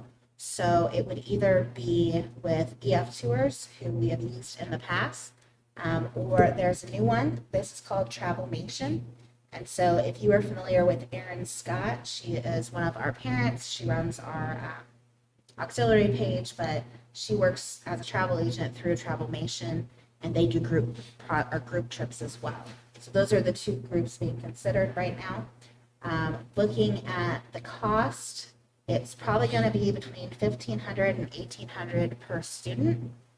That takes care of their airfare, that takes care of their hotel stay, that takes care of their meals, gratuities, tours, entrance to different places, and all the fun things you can think of. Really, the kids would just need to take, basic travel expenses if they want to buy souvenirs or things of that nature. So it's similar to us going to Washington, D.C. with Air Force JROTC, but also similar to some of our travel abroad As far as COVID requirements for this trip, because it is going to New York City, to see NYC, you do have to have a vaccine. So every student, adult, anybody going, they would have to be vaccinated. Also, they have to fill out the New York State mandates as well too. Every time you travel in and out of there, there's a mandate that each one has to submit and fill out. So just to know that it's being in the Air Force a lot there. Yes. Thanks for that, Rick. You know, you're very helpful, Tim. Yeah. So this trip would actually be spring break 2023. So we've got some time for this. They would have about 15 months to do fundraising, to make it happen. They'll be able to do payment arrangements. They'll go out just like we do for other trips and look for sponsorships and those things. So all students are eligible? All class of 2023 students would be eligible. That's Yes. Which is how many? Oh, that number fluctuates. I think there's 45 of them total. It might be 46. They are currently thinking, they're hoping that they can get at least 15 that actually want to go and participate. If we could get all of them to go, that would be really cool, but I don't think that, that's gonna work. Some of our kids aren't interested in that. I did tell them if we have students that are interested in going, but it is a financial consideration, that I would want a plan in place. Because obviously, we don't want money to be a reason our kids can't go. And so that's where, doing the fundraisers, doing the sponsorships, and finding those things. I do have some grants and things that if we have some of our low-income students or students that would qualify as possibly McKinney-Vento, that if they're doubled up or would be considered homeless, we would be able to use some of that funding to help supplement their trip as well. Chaperone amount, do you know roughly? How many Yeah, chaperones? hypothetically, if we had 45, how many are you trying to target? If you had 45 divided by 5. Good discussion. Yeah. Good job. Yes. You know your facts. Yeah, so looking at about a 1 to 5 ratio. 1 to 5, okay. Yeah, and there would be obviously, with a hotel and teenagers, there's always a little inherent risk there. So there would be overnight security, monitoring hallways, and making sure everybody stayed tucked in bed like they were supposed to. And then looking at it, they had originally, both companies had originally proposed having 4 kids in a room and 2 sharing a bed. But given all things considered, I said, 1 person per bed, 2 people in a room, that's it. So that's been my stipulation because it's changed quite a bit in this world and we're just not going to have any babies.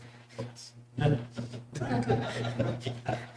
put too fine of a point on it. Keeping it real, right? That's how I roll, Ryan. My personal teenagers love it. Yeah, exactly. Do airlines all? They do. Hey, Ryan. Yes, they do. Hey, Ryan. Yes. So, We can it's chat. nice, it's nice Before to we know get- somebody that has strings for airlines. Oh, yes.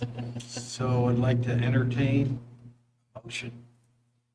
So they want to go for how many days, like a week? They would, what they're hoping to do is leave on a Saturday and come home on a Wednesday. So they wouldn't be gone the whole time. They wouldn't have to miss any school because typically our schedule is to have the day off before spring break as long as we don't have any snow.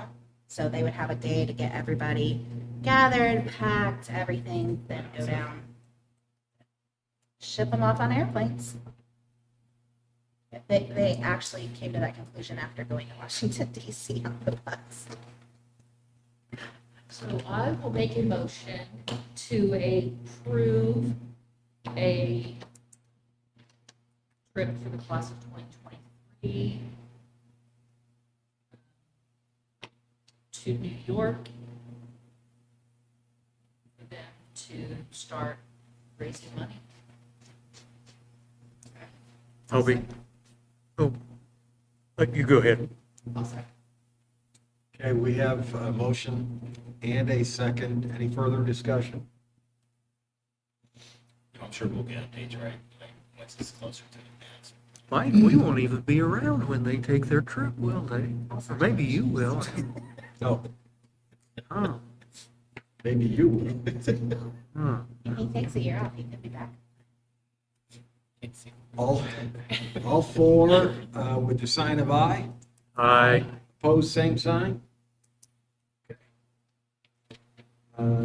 Letter D, there is a policy change proposal. Kind of ties into part of what our presentation was with the advent of online and early learning. Joe, I'll let you expound. So one of the things that we have seen in the last few years is an increase in our early graduates. Now, looking at our early graduation policy, those early graduates, if they choose to do so, would no longer be qualified to be considered for valedictorian and salutatorian. Now, this has become a touchy area. Yeah, I remember that, yes, Yes, yeah. we have some history with ValSal being a kind of a stumbling block for us. And so a lot of schools actually are moving away from ValSal. They're going to the Latin honors and just going that way. However, we have several students that could get scholarship money by being a valedictorian or salutatorian or ranked number 1 or 2 in their class. So looking at this, our counseling department, we have one young lady who currently, if she was included in the class of 2022 cohort, she would actually beat out the class of 2022 salutatorian. Now, looking at that, if you go, okay, credits to credits, that young lady has 37. The class of 2022, they have 47 credits, which means they've had 10 more opportunities to either excel or maybe not do so well taking a more challenging class, all that. There's no way to really do it apples to apples because it's just very complex on what courses our kids can take now, thanks to APA Online and other programs. And so what we are looking at, they had proposed possibly making her a co-salutatorian. So the class of 2022 salutatorian would get her honor, and then the other one, she would get her honor as well. However, her GPA is not the same as the class of 2022. So the current proposal that I discussed with the family, she is the valedictorian of the class of 2023. The state recognizes her as a member of the class of 2023. They do not recognize her as a member of the class of 2022.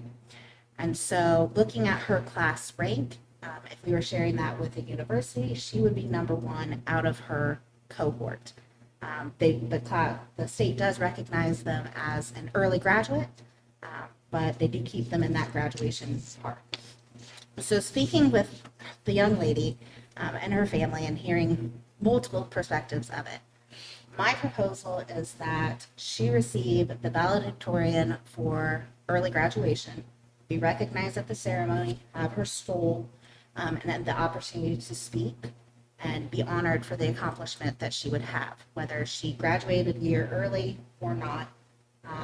That does not diminish the accomplishments of the current class of 22 valedictorian or salutatorian, and allows us to recognize them, make all 3 of them eligible for the different scholarships and opportunities that would be available. We would have had this situation 2 years ago, I think 2 years ago, because we did have a young lady decide that she was going to graduate early. However, she decided in middle school and skipped a grade level in middle school, which put her in that appropriate. Wasn't there somebody that moved in and was only like here a year or 2?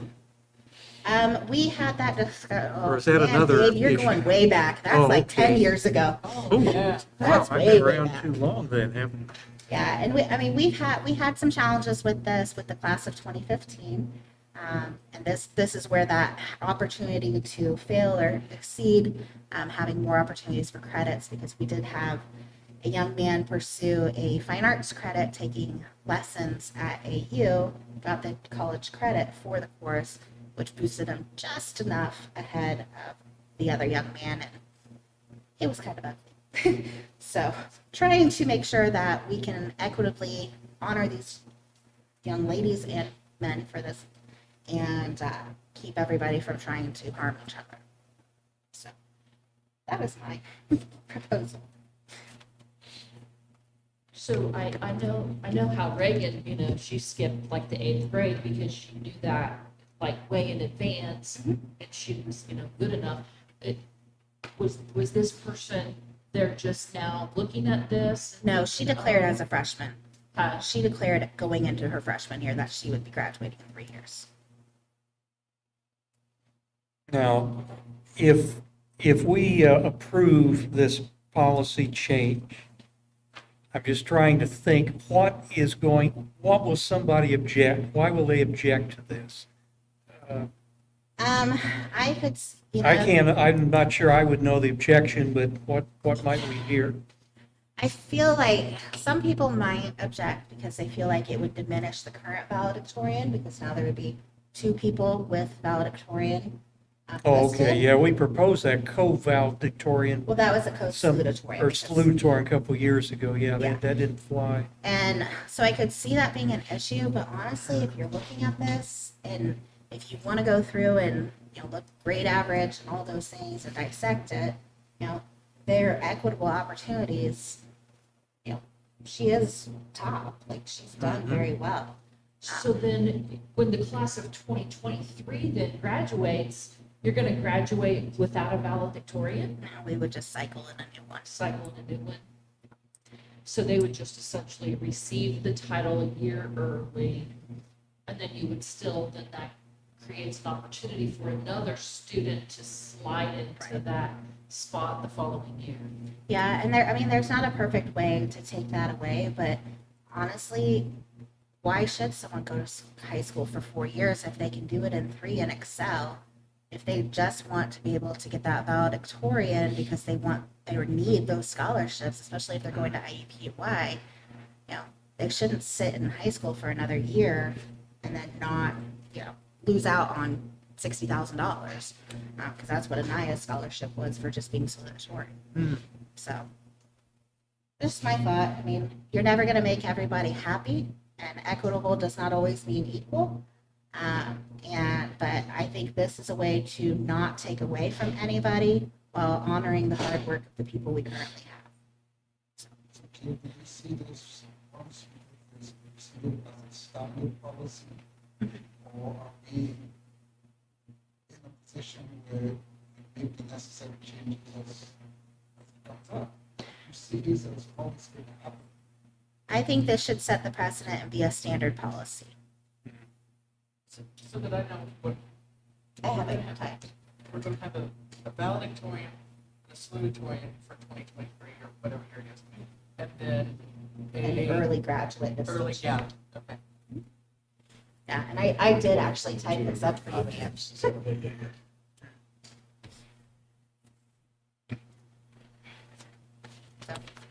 that's my proposal. Well, I'm willing to make a motion that we adopt this graduation policy as presented to us, where we do have the possibility of having more than one valedictorian and/or salutatorian based on early graduation versus those that full 4 years. Yeah, she'll give it to you. I I'll hope. second it. Okay, we have a motion and a second. Any further discussion? So just to clarify, the most we could have is 2 of each, Mhm. unless somebody graduated in 2 years. Can't do 2 years. Well, not open that don't up. say can't. I know, we actually could, Ah. especially with Zach's API online. You know. Yeah. Yeah.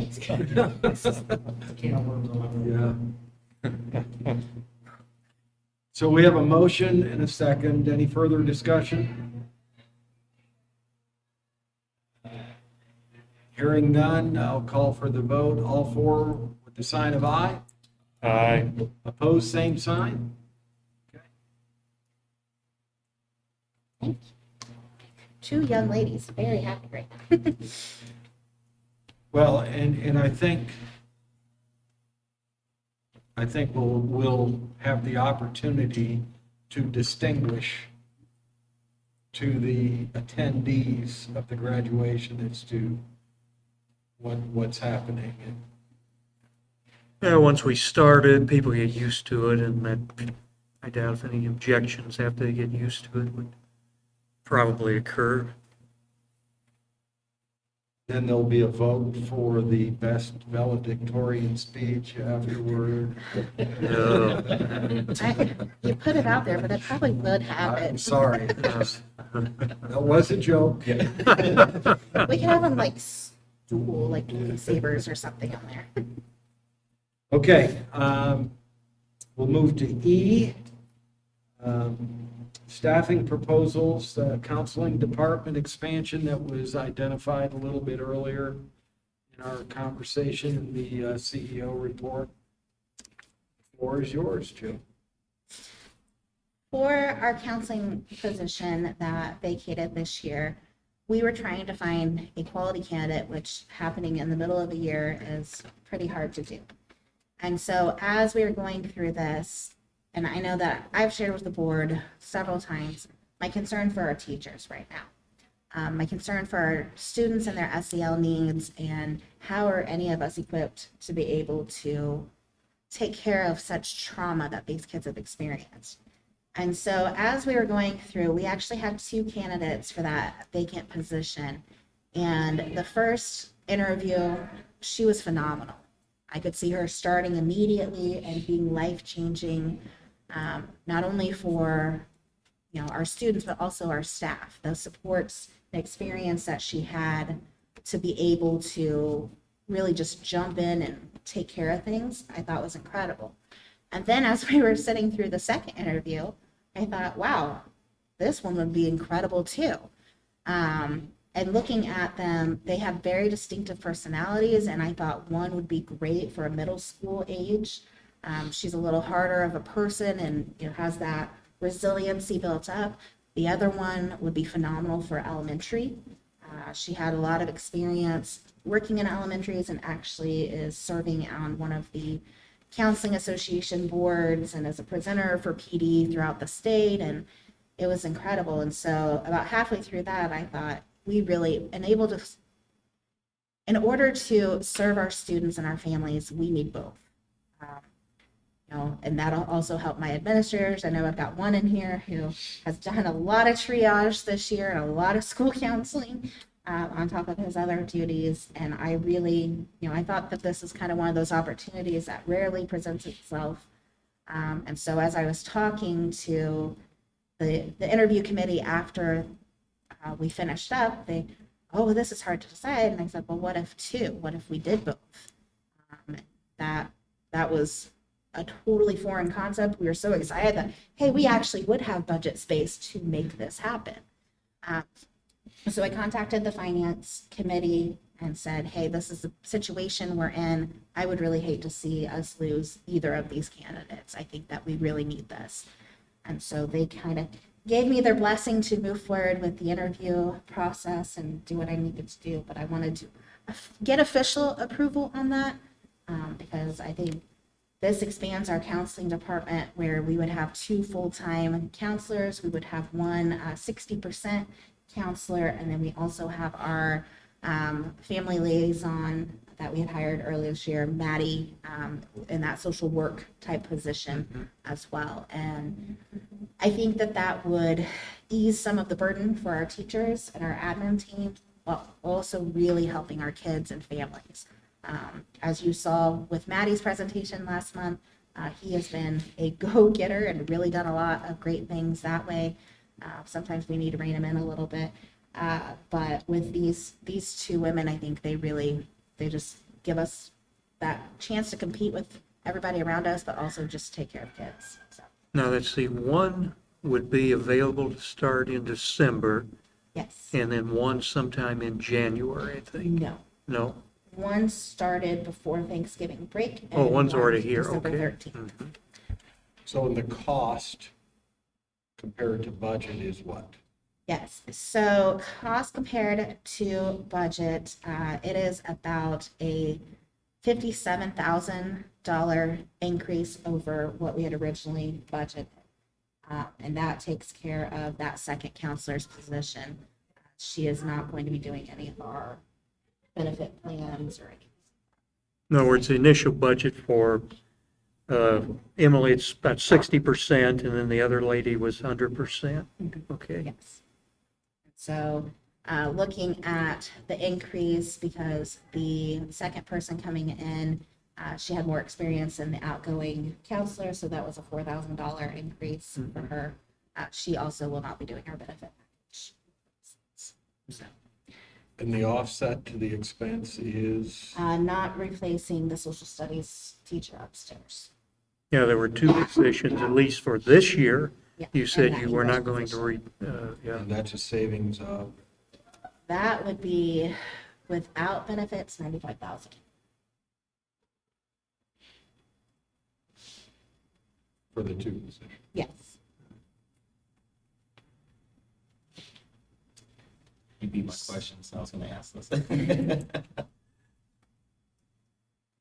So I'm hold on. So the social studies teacher was in a position of 95, and now you. The Two. social studies teacher and the English teacher combined would have been the 95. Oh, okay. Okay. That's why I'm like, wait, what? Now, those two positions then that we're not going to replace this year, might we fill them next year? The social studies, no, for sure. And the English, it would depend on what we're going to do with one of the next things on the list. Okay. So, the English right now, the way that we had gone into it was that we had one part-time English teacher. She was teaching 8th grade. She would be doing curriculum directing the other half of her day, but she's now gone back to just teaching all of them and then doing 2 periods of curriculum directing. So it's really a net impact to the budget of a savings of $34,000. You take the $4,000 in increase to the new position, the $95,000 in savings to the English and the history position, and the incremental expense for the second counselor of $57,000, which is a net $34,000 savings to the budget at this point for this year. Well, actually not, it'd be half of that because it's half the school year. So it's a net savings to go this direction, but it's a loss of, you're replacing 2 teachers and restructuring some of the teachers with 2 counselors. Did I say that correctly? Everybody follow that? Yeah, just thinking consideration down the road, that'd be a different conversation if we had to add those again, just like what Dave was saying. Yeah, I know. Yeah, and the English teacher position, that was an extra one that we were doing this year as an interventionist through ESSER. So these positions are also being funded with ESSER, so we've got a few years of financing on that. Now, that raises a good question. Roughly how many teachers do we have that are being completely funded out of one of the ESSER programs? Teachers, we have. Or anybody, any Teachers employee? and staff. Okay, so teachers, we have 1 teacher, Mhm. which is part of our APA online. Mhm. And then we have 2 interventionists, one over at the elementary doing reading intervention. And then we have one here at 29th Street doing pretty much all subjects intervention. So we have those. Okay, so 3 out of ESSER. Yeah, and our social work position is being funded out of our Title I. Okay, And that's Maddie. And Ryan, to answer your point that you bring up, we've already had conversation in previous meetings of some of the mandated payroll through the state. That is a guarantee of 3 years for funding or 2 years? We have 2 years that are concluded the biennium, but they won't take it back. And now ISTA is going after 60,000 starting salaries. So I do not see them being able to give in and reduce funding without it going very, very badly. So just Emphasis again, on that very. great point, Brandon. Yeah, it is. Yeah. So And- long-term then, the long-term financial assimilation would be, after the ESSER programs are gone and there's nothing else new to replace them, then we'd have 3 teachers that would have to be funded out of our regular income, Right. which isn't too bad. I It's, mean, it's not too bad, and I would also point that in 2026, we'll have paid off 3 of our mortgages. that's, yes. So, we will have additional funding for that. Those 3 being paid off is about 14,000 a month. Yeah, let's see, Principal and. I think the debt service right now seems like about 325, so probably 2/3 of that would go away at that point. So, We would have no reason to remortgage them because currently we are making every repair possible with this money. And, 22nd Street is in pretty good shape. A lot of it has been renovated since we purchased it. Looking here at 29th Street, we're very close to actually getting the roofs finally done. And I did include in my CEU report that I am going after another facility grant that is specific for charters. oh, yeah, I mean, I saw And that's that, another yeah. 200,000 that we Yep. can use to update boiler and roof, looking at, our long-term plans with 25th Street as well as here. Now, on the special ed people, are they all paid out of your title money? No, they are paid out of Part B, which is the federal special ed money, and then Oh, they're also okay. paid out of the state's money. Okay, so it's not quite as simple then looking long-term down the road, yeah. Nothing ever is. I showed you the formula. Right. Dave. Well, we had always talked about bookkeeping plus running a 5-year more, so we could get some sense of what we could sustain after the ESSER programs.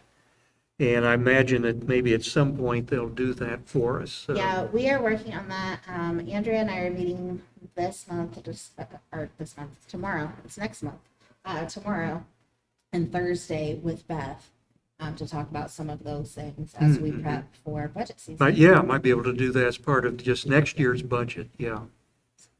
I think surely with the amount of cash we got built up, virtue of the triple P program, I was at 972,82,000. I think we should surely be in pretty good shape, given that, as you've said, most of the ESSER money is going for infrastructure programs, with only 3 people being funded out of that. It would seem to reason that we should be able to handle all of that. But we obviously be great to see that worked out. And we've now implemented the double sliding fee for payroll with tenure and education. So that's also going to, again, down the road, it's going to impact budgets down the road. So we just. Yeah, I think my estimate around the May budget, I think, was a little bit over, by switching to, or having the new, more complete salary schedule. I think the total compensation cost, which everything, taxes excluded, health insurance, of course, I think was about maybe 630,000. We're still fighting on that, Yeah. health insurance, But I think it's great that, you made the decision, you presented it, we approved it, the starting 40,000, because look at Pike, look at the turmoil they're having. I don't know what their salary schedule is, but certainly it is now becoming an issue we're hearing about on television. So it's a good thing that we went ahead and did that. So Yeah, we're not and- behind the 8 ball on that.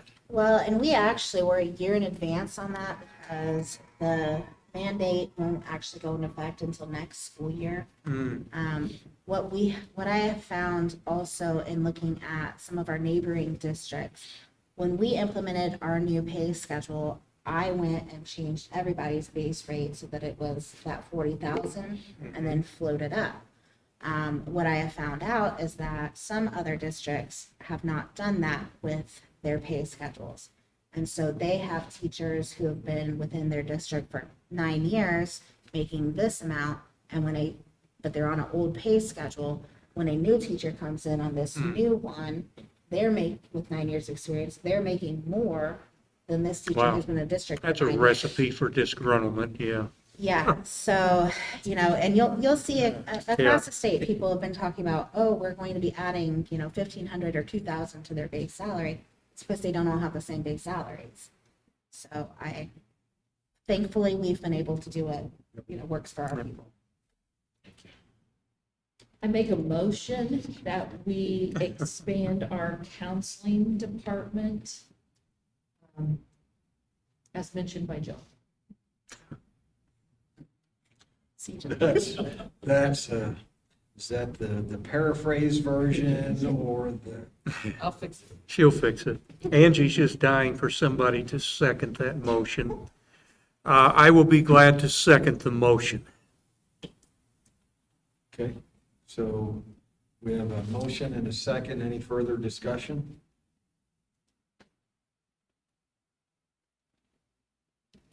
Okay, we're going to call for the vote. All four with the sign of aye. Aye. Opposed, same sign. Okay. See everybody looking around. I don't know, does anybody know who that kid is? He's mine. I'll claim him. So, I didn't even have, I could see his reflection there, I didn't even have to look to see which kid that was. All right, now that we've spent or saved $17,000. Director of Grant Compliance. You have the floor. This one's uncomfortable for me to ask for. So, looking at my current position, a few years ago, I had to lose my assistant position for the good of the cause and the good of the budget. And so that has required myself and some of my team to take on quite a few more responsibilities, which at this point has spread me too thin. In my position, I spend a lot of time doing grants, and I spend a lot of time doing the oversight of those grants and making sure we're in compliance, but it's not done at a level that I would say is as effective as it could be. I'm not able to go into classrooms. I'm not able to work with teachers, coach them, and help them not only be in compliance for the compliance sake, but for the entire purpose of receiving those programming and to improve academics. I also have spent quite a bit of time with the finance side of my position and the business office, as well as being the resident COVID queen and many, many, many other things that a person that is in my position typically does not do. It has made me that so I am not as accessible to my teachers or my admin, and I don't get to be as present as they would like or I would like. So Mike, in his infinite wisdom, and Lori, with encouragement, has asked me to think about what I could remove that would be effective for everybody, as well as helping me use my talents the way that I need to. And so that's what this position would be. This person really, I should have put Director of Grants and Compliance, because they would help me with the budget. They would help me with actually doing the grant applications, doing all the research that goes into that. Obviously, I would train them in all of the ways I know and all of the programming I know, but that would also designate an employee that could go and really work and help improve APA to make it better, while also keeping me a little sane, and maybe I wouldn't have to stay here all night. What was the arrangement that you had before with your assistant? I think I remember her. She was in the office next door, I believe, wasn't she? Oh, no, Or is that a different one? that's different. Oh. It was that guy over there. Oh. Adam Fraley, that was the director of Oh. academics and curriculum. Okay, well, yeah, I think I remember that now. Have you met Adam? Oh, yeah, He's been yeah. around hi, for a Adam. few years. Yeah. See, I'm and, kidding. After 12 years, it all runs together, believe me. and for the people that were here, not with us previously, before I became commandant, I was the director of academics and curriculum for 2 years. And that is really my bread and butter. And those are the areas that I think that I can lend my talents to the most. And then when Commandant retired, we were doing building consolidations for budget concerns. He removed that position in its entirety. And so it took 2 years. We were able to bring it back. But then we found out that Matt Dyer was moving to Florida, and we really needed the best man for the job, and needed to kind of make that sacrifice place so that we could move forward. And that has been great for the elementary, but it has taken its toll. I'm not gonna lie on that part. It has impacted me, personally and professionally. And so I think by doing a position like this, we will be able to improve the services we can provide and help our teachers have the supports they need, and maybe that can help, dampen some of that burnout. So I'll save you from having to be Please stop. self-proclaimed. So this, Do you, as you talking, you mentioned something about involvement in getting this person ready. Is it possible to look outside and find somebody who already have all of the skill set? I think that it is possible, we would obviously open it up to community.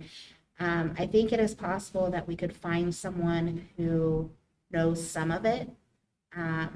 Usually federal grant specialists, or with other districts, they don't have all the programs that we do. So we could train that person, if possible, to be able to do that. So I think it's possible, and we might have the good fortune of finding someone that's already ready-made and ready to just slip right in and make it happen. good question. That was gonna be my question as well too, is has there already been someone ever searched for that, to identify someone yet for that No, position?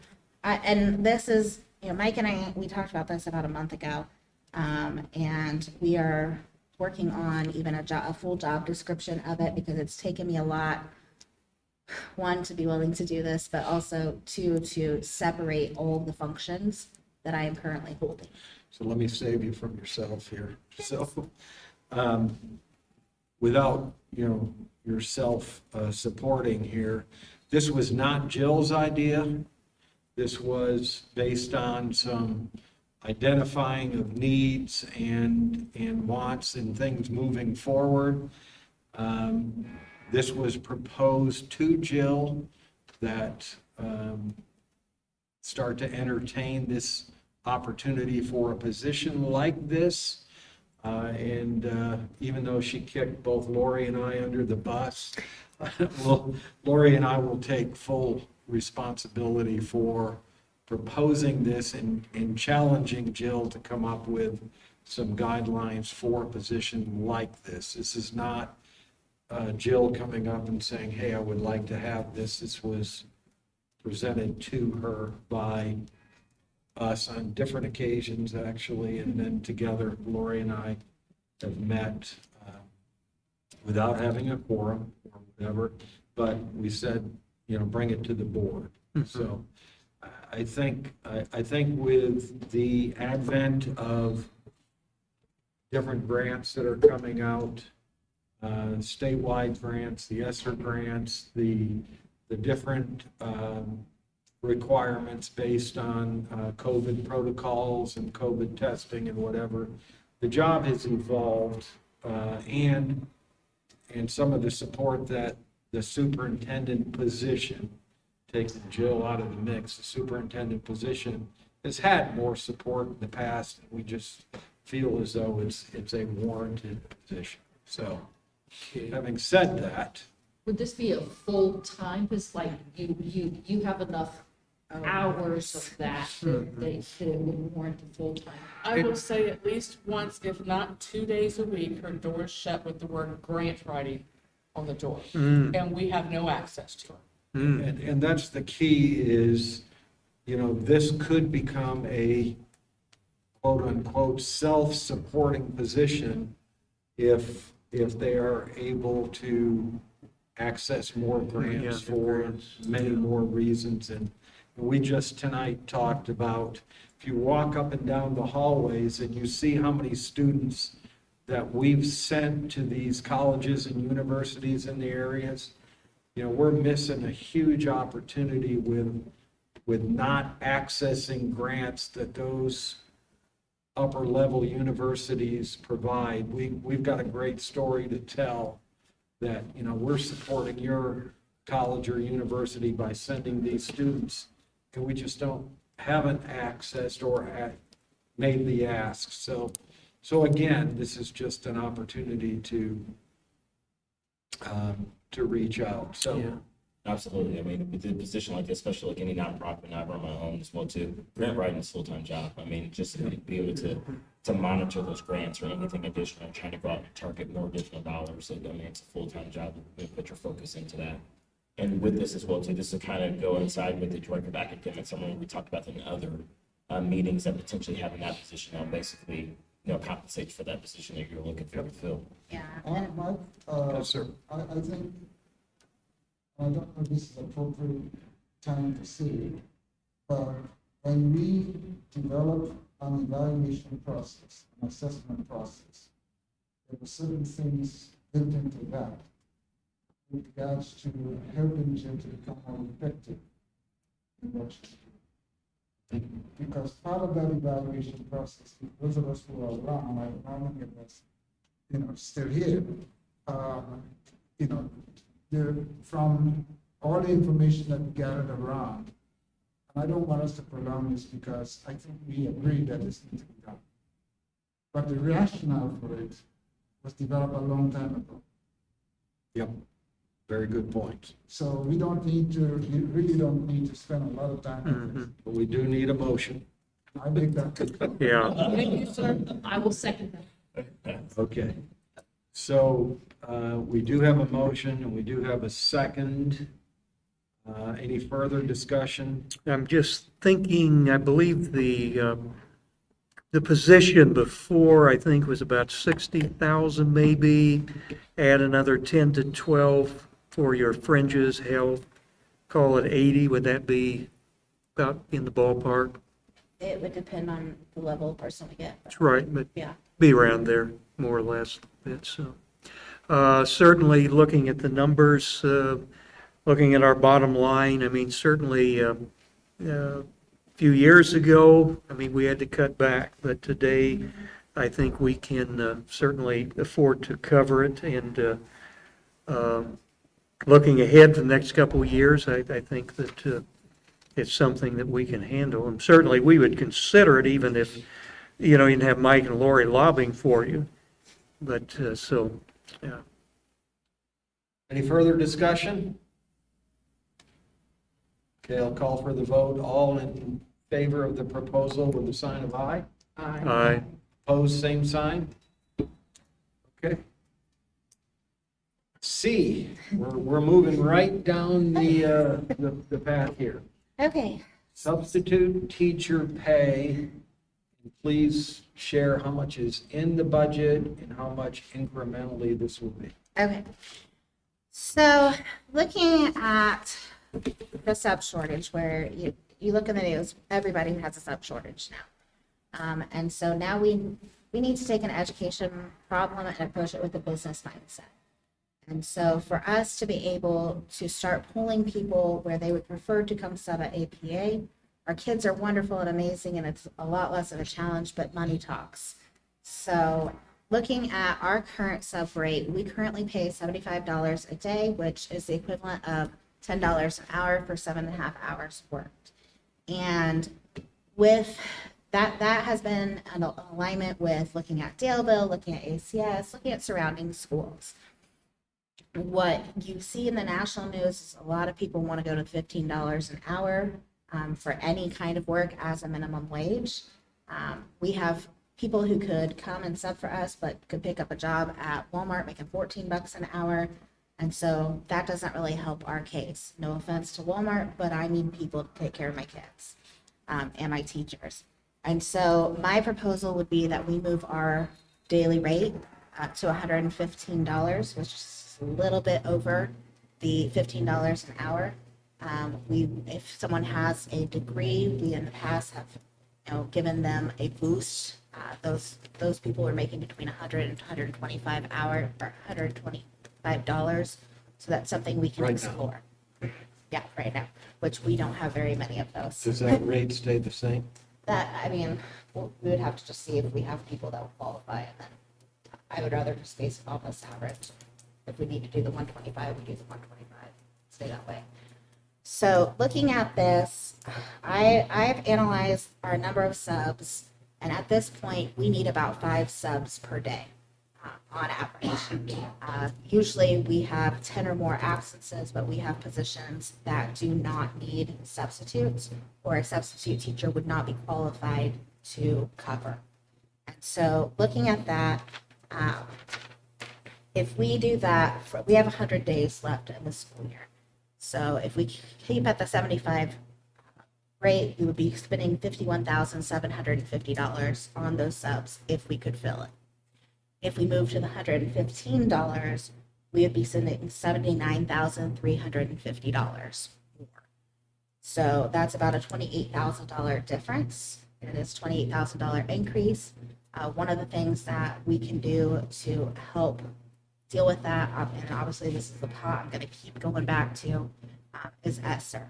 So looking at our ESSER money, part of the reason that that building line decrease has gone down to about $1.1 million is because this HVAC project that we thought was going to be 1.5, 1.6 is now down that low.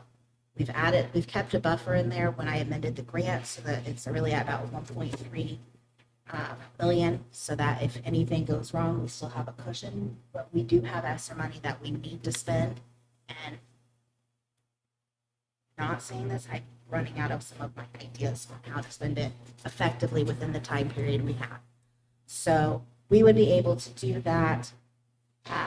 The $28,000 increase, currently we have $64,000 budgeted for subs this year. Dave, last meeting you talked about, because there's only a line that shows 24,000, 40,000 of that had been worked into the salaries.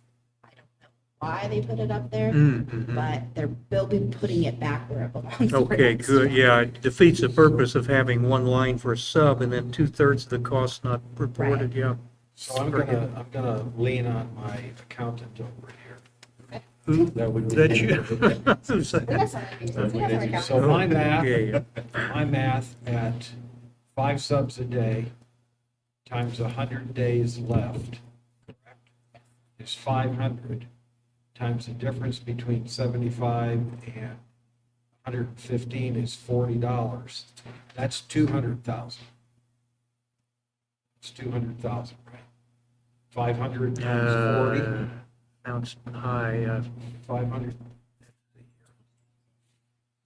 It's either 20 or 200. Let me pull my calculator. Yeah. out There's only here. 3 zeros at the end. It is 20,000. It's 20,000. Okay. Well, I just wanted It's to, 20,000. I was scaring myself. So that's Yeah, I- even less than the 50 and 79 that you're talking about. Except that we have to pay a fee for the tele services. We pay a certain percentage on top of our rate Which is what? Per day or per substitute? per sub. Per sub. So right now, our $75 subs are costing us $103.50. It is a markup, but Do they all come from Tele Services? for the most part, our subs do. We do have some that we have added. Going with Kelly Services, we only had 5 people in our sub pool, which is why we had to start looking out. A lot of our subs going into the 2020 school year didn't want to come into a building with COVID. And so we lost, and our sub pool got down to 5 people. we can't use 5 people to cover us because those were also subbing at other places. And so we had to go to Kelly and open up and access their sub pool where we have 22 people, but they also have other sub opportunities available. So that's why I say take the business approach, offer more money. Now, if we can grow our own sub pool with that, then we'll be saving the 0.38 for them, and because we still have a couple of our own district managed subs, is what we call them. And if I can get enough district managed subs at this rate, then I can get rid of Kelly Services and just go back to having my own in-house program. Right now, Kelly Services, they maintain all of our absence management. They do all the automated calls, and there are services there. Their subs are better trained than what we were doing because they are required to go through X amount of PD hours, and they have guarantees on their employment and those things. But if we can build people back up because we were funding it this way, we could probably go down that direction too. But I cannot predict the future, and I can only go after the problem that I have right now. So my encouragement is if ACS is at close to 75,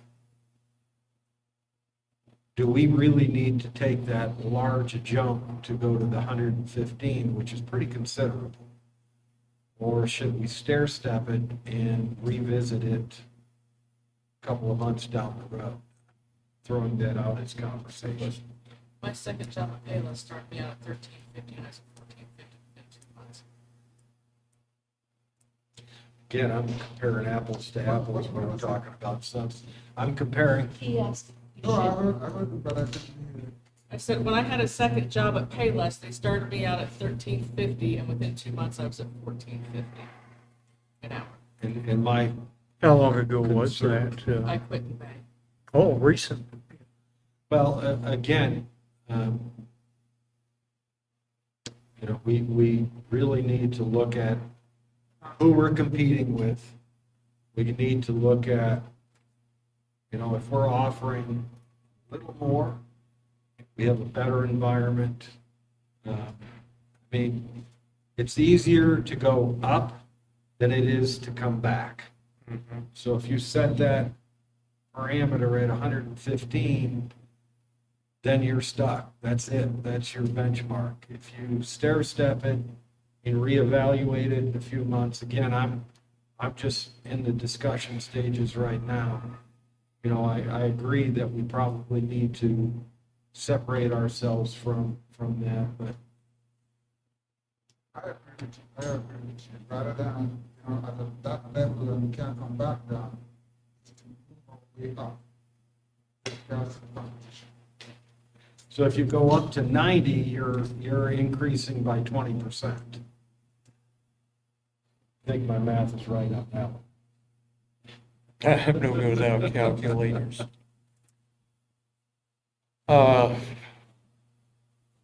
Yeah, I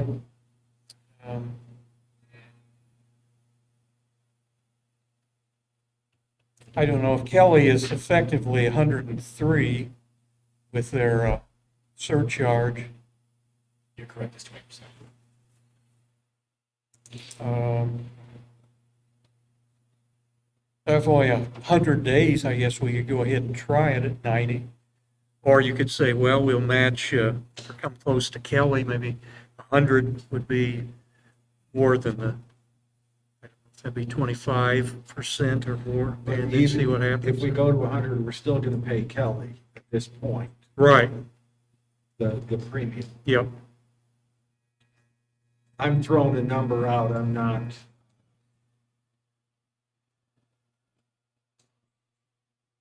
And all of the other schools around us are still at 75 a day, or? Everybody's been a little close lips lately about Yeah. What? Exactly what this computer Sad. is. Oh, Yeah, okay. they just left out for All right, thanks. I'll get it. Thank you. Thank you for your comments.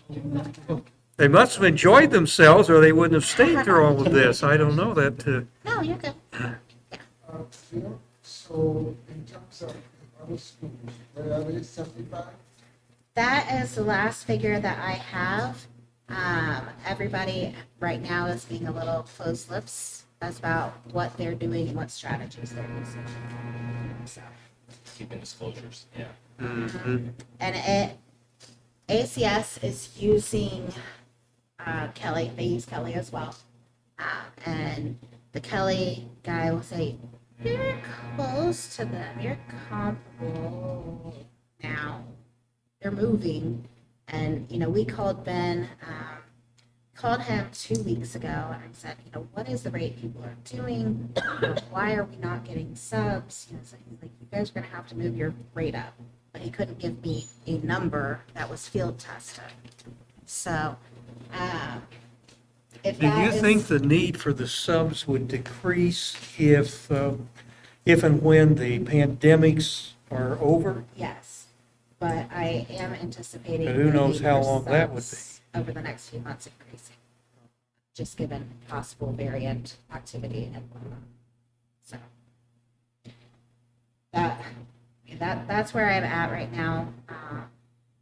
If you want me to do further research, and then we could do an electronic vote, once I have. I'm supportive of that because that just gives more research, just like, that opens up the questions you're asking, just finding out data, something like that from that. I'm not opposed to that. I just want to know, more of the financial, say, hey, what are other ones doing? Kind of figure it out and say, yeah. Do you Of know course, we could do Don electronic. Volk?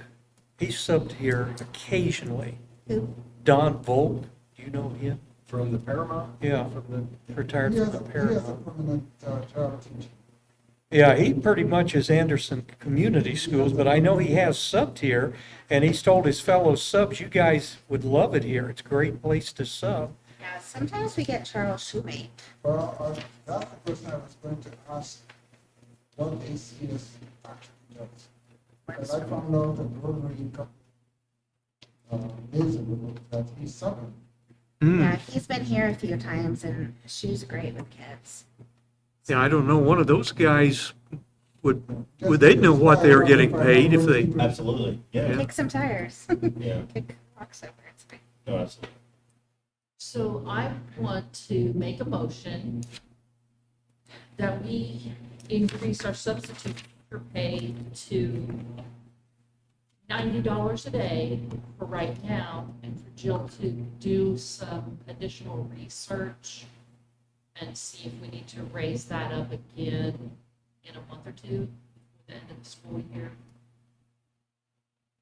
But we go and offer 90 now,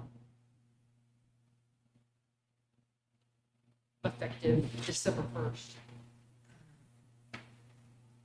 of course, once you raise it, you won't drop it back down.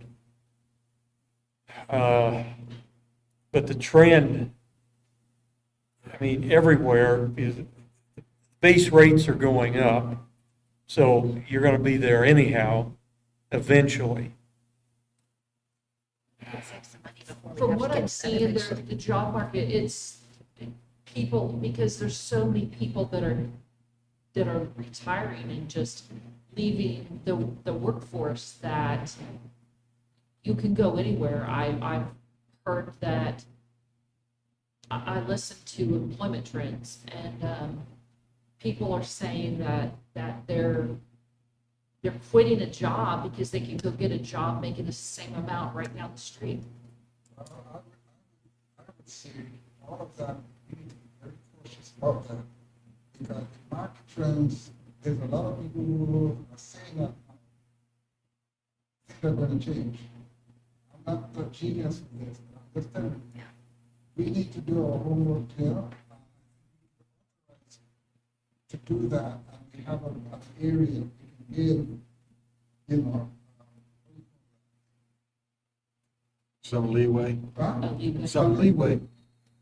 If it's 90, or if you want to set the C right now at 90, but you could make that decision in regards to information. And if we're competing and we have to go up a little more, we do it. Okay, so So- you would amend your motion to basically give her, at her discretion, based on additional research, that she, You can't amend her motion. okay. Well, I'm not trying to officially amend it, I was just And- thinking. And again, we don't have a second for that emotion. Mhm. We've had other discussion about getting more research before we move forward. So just sharing, just because we have a motion, and I'm not diminishing your motion, just because we have a motion doesn't mean we have to do it. Mhm.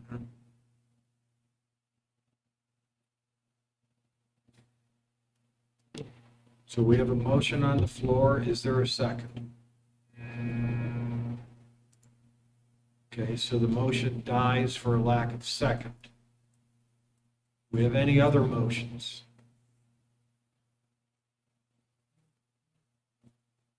I think there's encouragement to have Jill do more research. That's where Dave comes in. Yeah. And I'm not trying to. Right, well, then the question being, do we give her the discretion based on her research, or does she have to come back to us for approval Are you to? making that in the form of a motion? Not yet. Okay. When I strike, I will make sure I got it right. So I would go for an electronic vote, just so that the board is informed on that. Okay, Not that I wouldn't inform, but. so do we need to make a motion then for her to go ahead and do more research? And She then get doesn't back- need a motion to do more research. Okay, So is this discussion table? No, discussion's not tabled, it's encouragement to move forward. So the motion died for lack of a second. Discussion is encouragement to move forward unless there's another motion at another level. If there's not, then we can always get the information and have the electronic vote. What's your pleasure? Jim, would that work for you? Okay. So I think we're going to let Jill do some more research, get back to the Yep. board, and then we'll make some recommendations from there. Okay? All right. Staff bonuses, as long as we're in the. my goodness, we're gonna run Christmas out of money. spirit of, That's as I spending- expended Terry Bradshaw's money on on television. Okay, I'll make this one quick. So on the staff bonuses, I originally put in the budget $50,000 as well as the $29,000 that we get for the teacher performance grant, which is actually called the teacher appreciation grant. You'll see me call it TAG a lot. And so with that $50,000, generally that would be used for all the employees that cannot, or that do not qualify for TAG, because to get a TAG bonus, you have to be a certified teacher, have been employed with us last year, and currently employed as of December 1st, which is tomorrow. And so some of our neighbors have been able to use part of their very large $36 million of ESSER to give stipends to their teachers. They've built it into their contract for the next 3 years to give them very sizable bonuses. Obviously, we are not in that same financial situation as they are, and we have less staff members. So last year, the board was gracious to give, an additional $250 to our employees because we had no clue how this was going to pan out, and we also didn't have that money. So my recommendation is that I would like to increase my $50,000 bonus line to $79,500. So $29,500 is what I'm requesting additional, so that I could give every employee, we have 106, a $750 bonus. The teachers that qualify for that TAG grant would receive TAG separately from this, so they would get their $750, and guessing about $600 or more from TAG. They've given us our final allocation, but I have to do the 25% breakdown of everything. So I don't have it officially. So it'd be 50,000 up to 70, what? 79.5. 79.5, yeah. I would give 106 people. And that would be, $750 Christmas how bonus. many people? 106. 100, so all employees, teacher, certified, janitor, anyone? That Okay, includes staff. That's everybody. yep. And then, but how many people qualify for the TAG grant? Tag grant will be about 43 teachers. Okay, This would be ESSER, right? Tag comes from the No, state. no. Yeah, this would be ESSER. oh, that's ESSER okay, you mentioned using ESSER as as bonus. ESSER 2 or 3? This would be from ESSER 3. 3, okay. Okay, you've heard the proposal.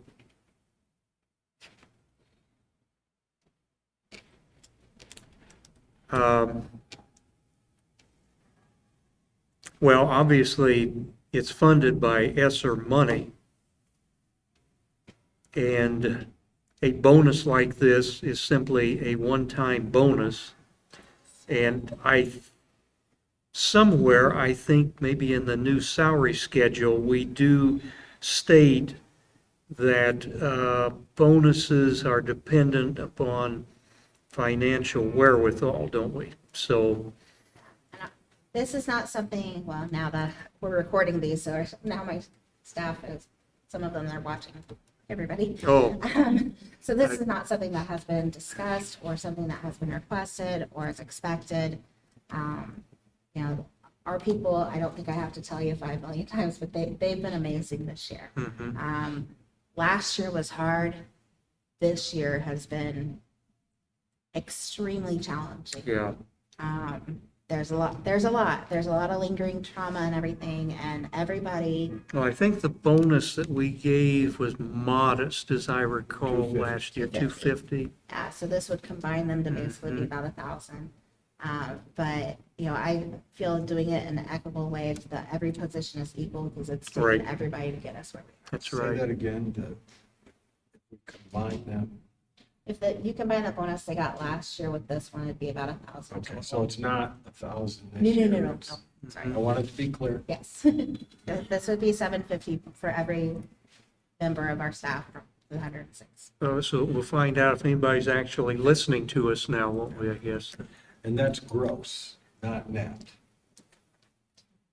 Right, gross, okay, before tax, in other words. Or until Sam gets his You piece. said that you wanted addition. I need 29.5 more. Make a motion that we allow Jill to get 29,500 additional funds for a staff bonuses for all 106 teachers and staff. I'll second. Okay, we have a motion and a second. Any further discussion? All four with the sign of aye. Aye. Opposed, same sign. Motion carries. I will very happily represent the entire APA nation when I say thank you. Oh, okay. Okay, Would you let him know on behalf of the board? We have the board. and there is the multiplier for the board. Yes, you guys will get 1,000% of what you already made. Oh, okay. When, to be clear to everybody out there, we are unpaid, right? 1,000 times 0 is 0. That's a correct, yes. Okay, vehicle purchase proposal, as long as we're in the Christmas spirit of giving and Oh, spending. man. I need a new truck. So our truck went on a little adventure back in October, and fun.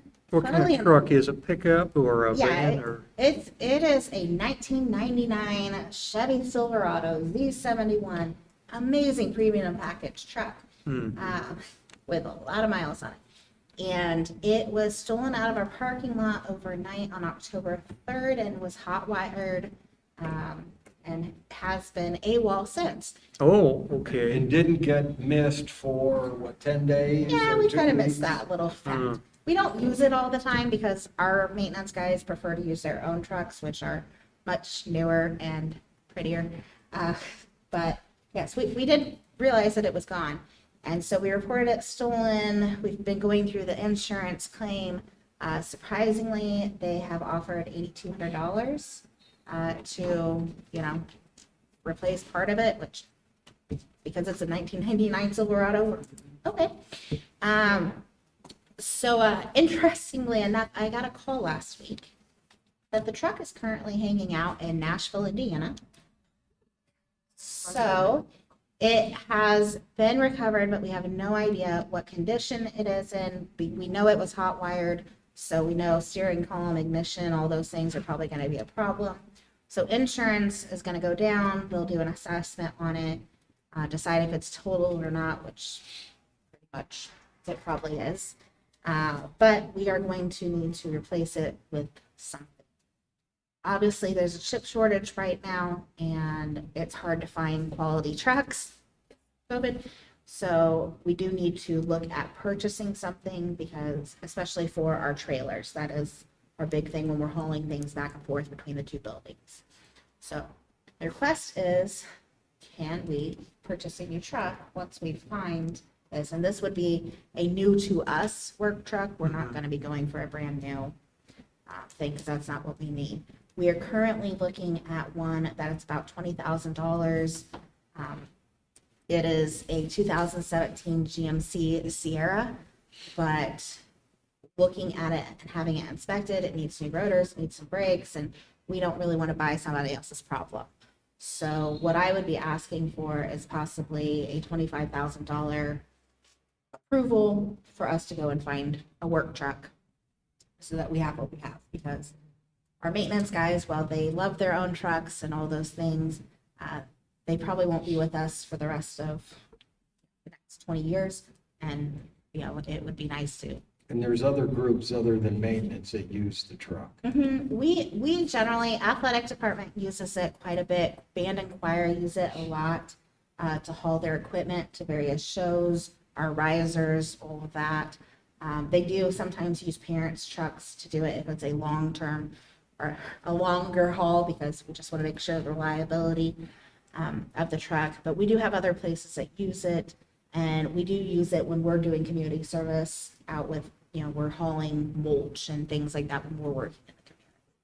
But it's not something that we use every week right now. I discussed a sign-out sheet. Yes. So that we knew the whereabouts of the truck at all times. Yeah, like a tracking progress of a Yes. program or something. Yeah. Yeah. Mileage, reporting mileage, you Yep. know, writing it down, Yep. signing it in, signing it out.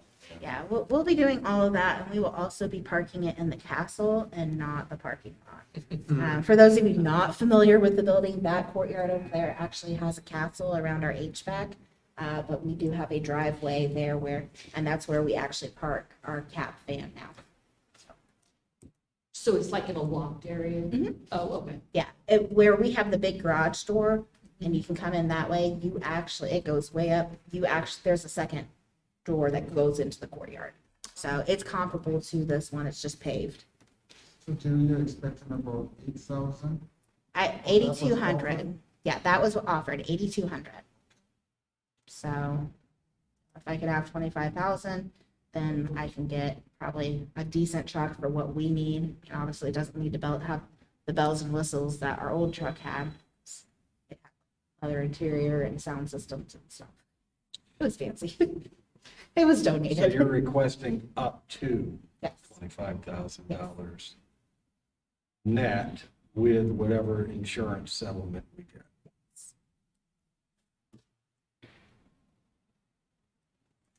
Okay, we have a proposal?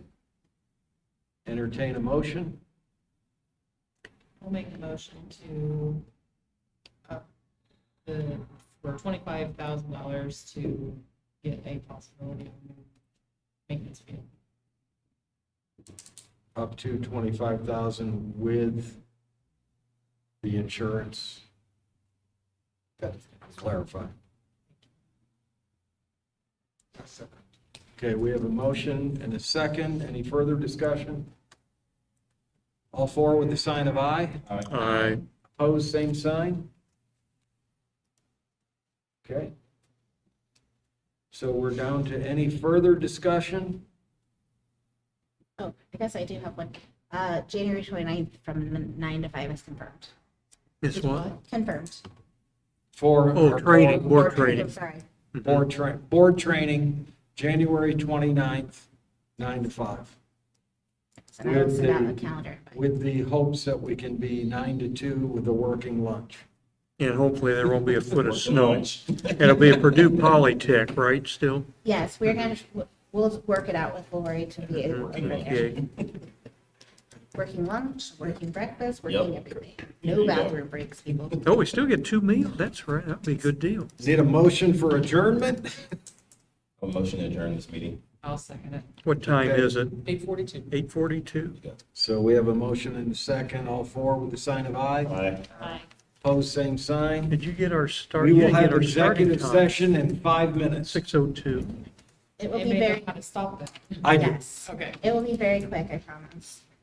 I guess I can't make those promises. So you going on that New York field trip then as a chaperone? Getting enough bonuses, I might. Oh, okay. Oh, It'd be another new first for me. ever been there before? Do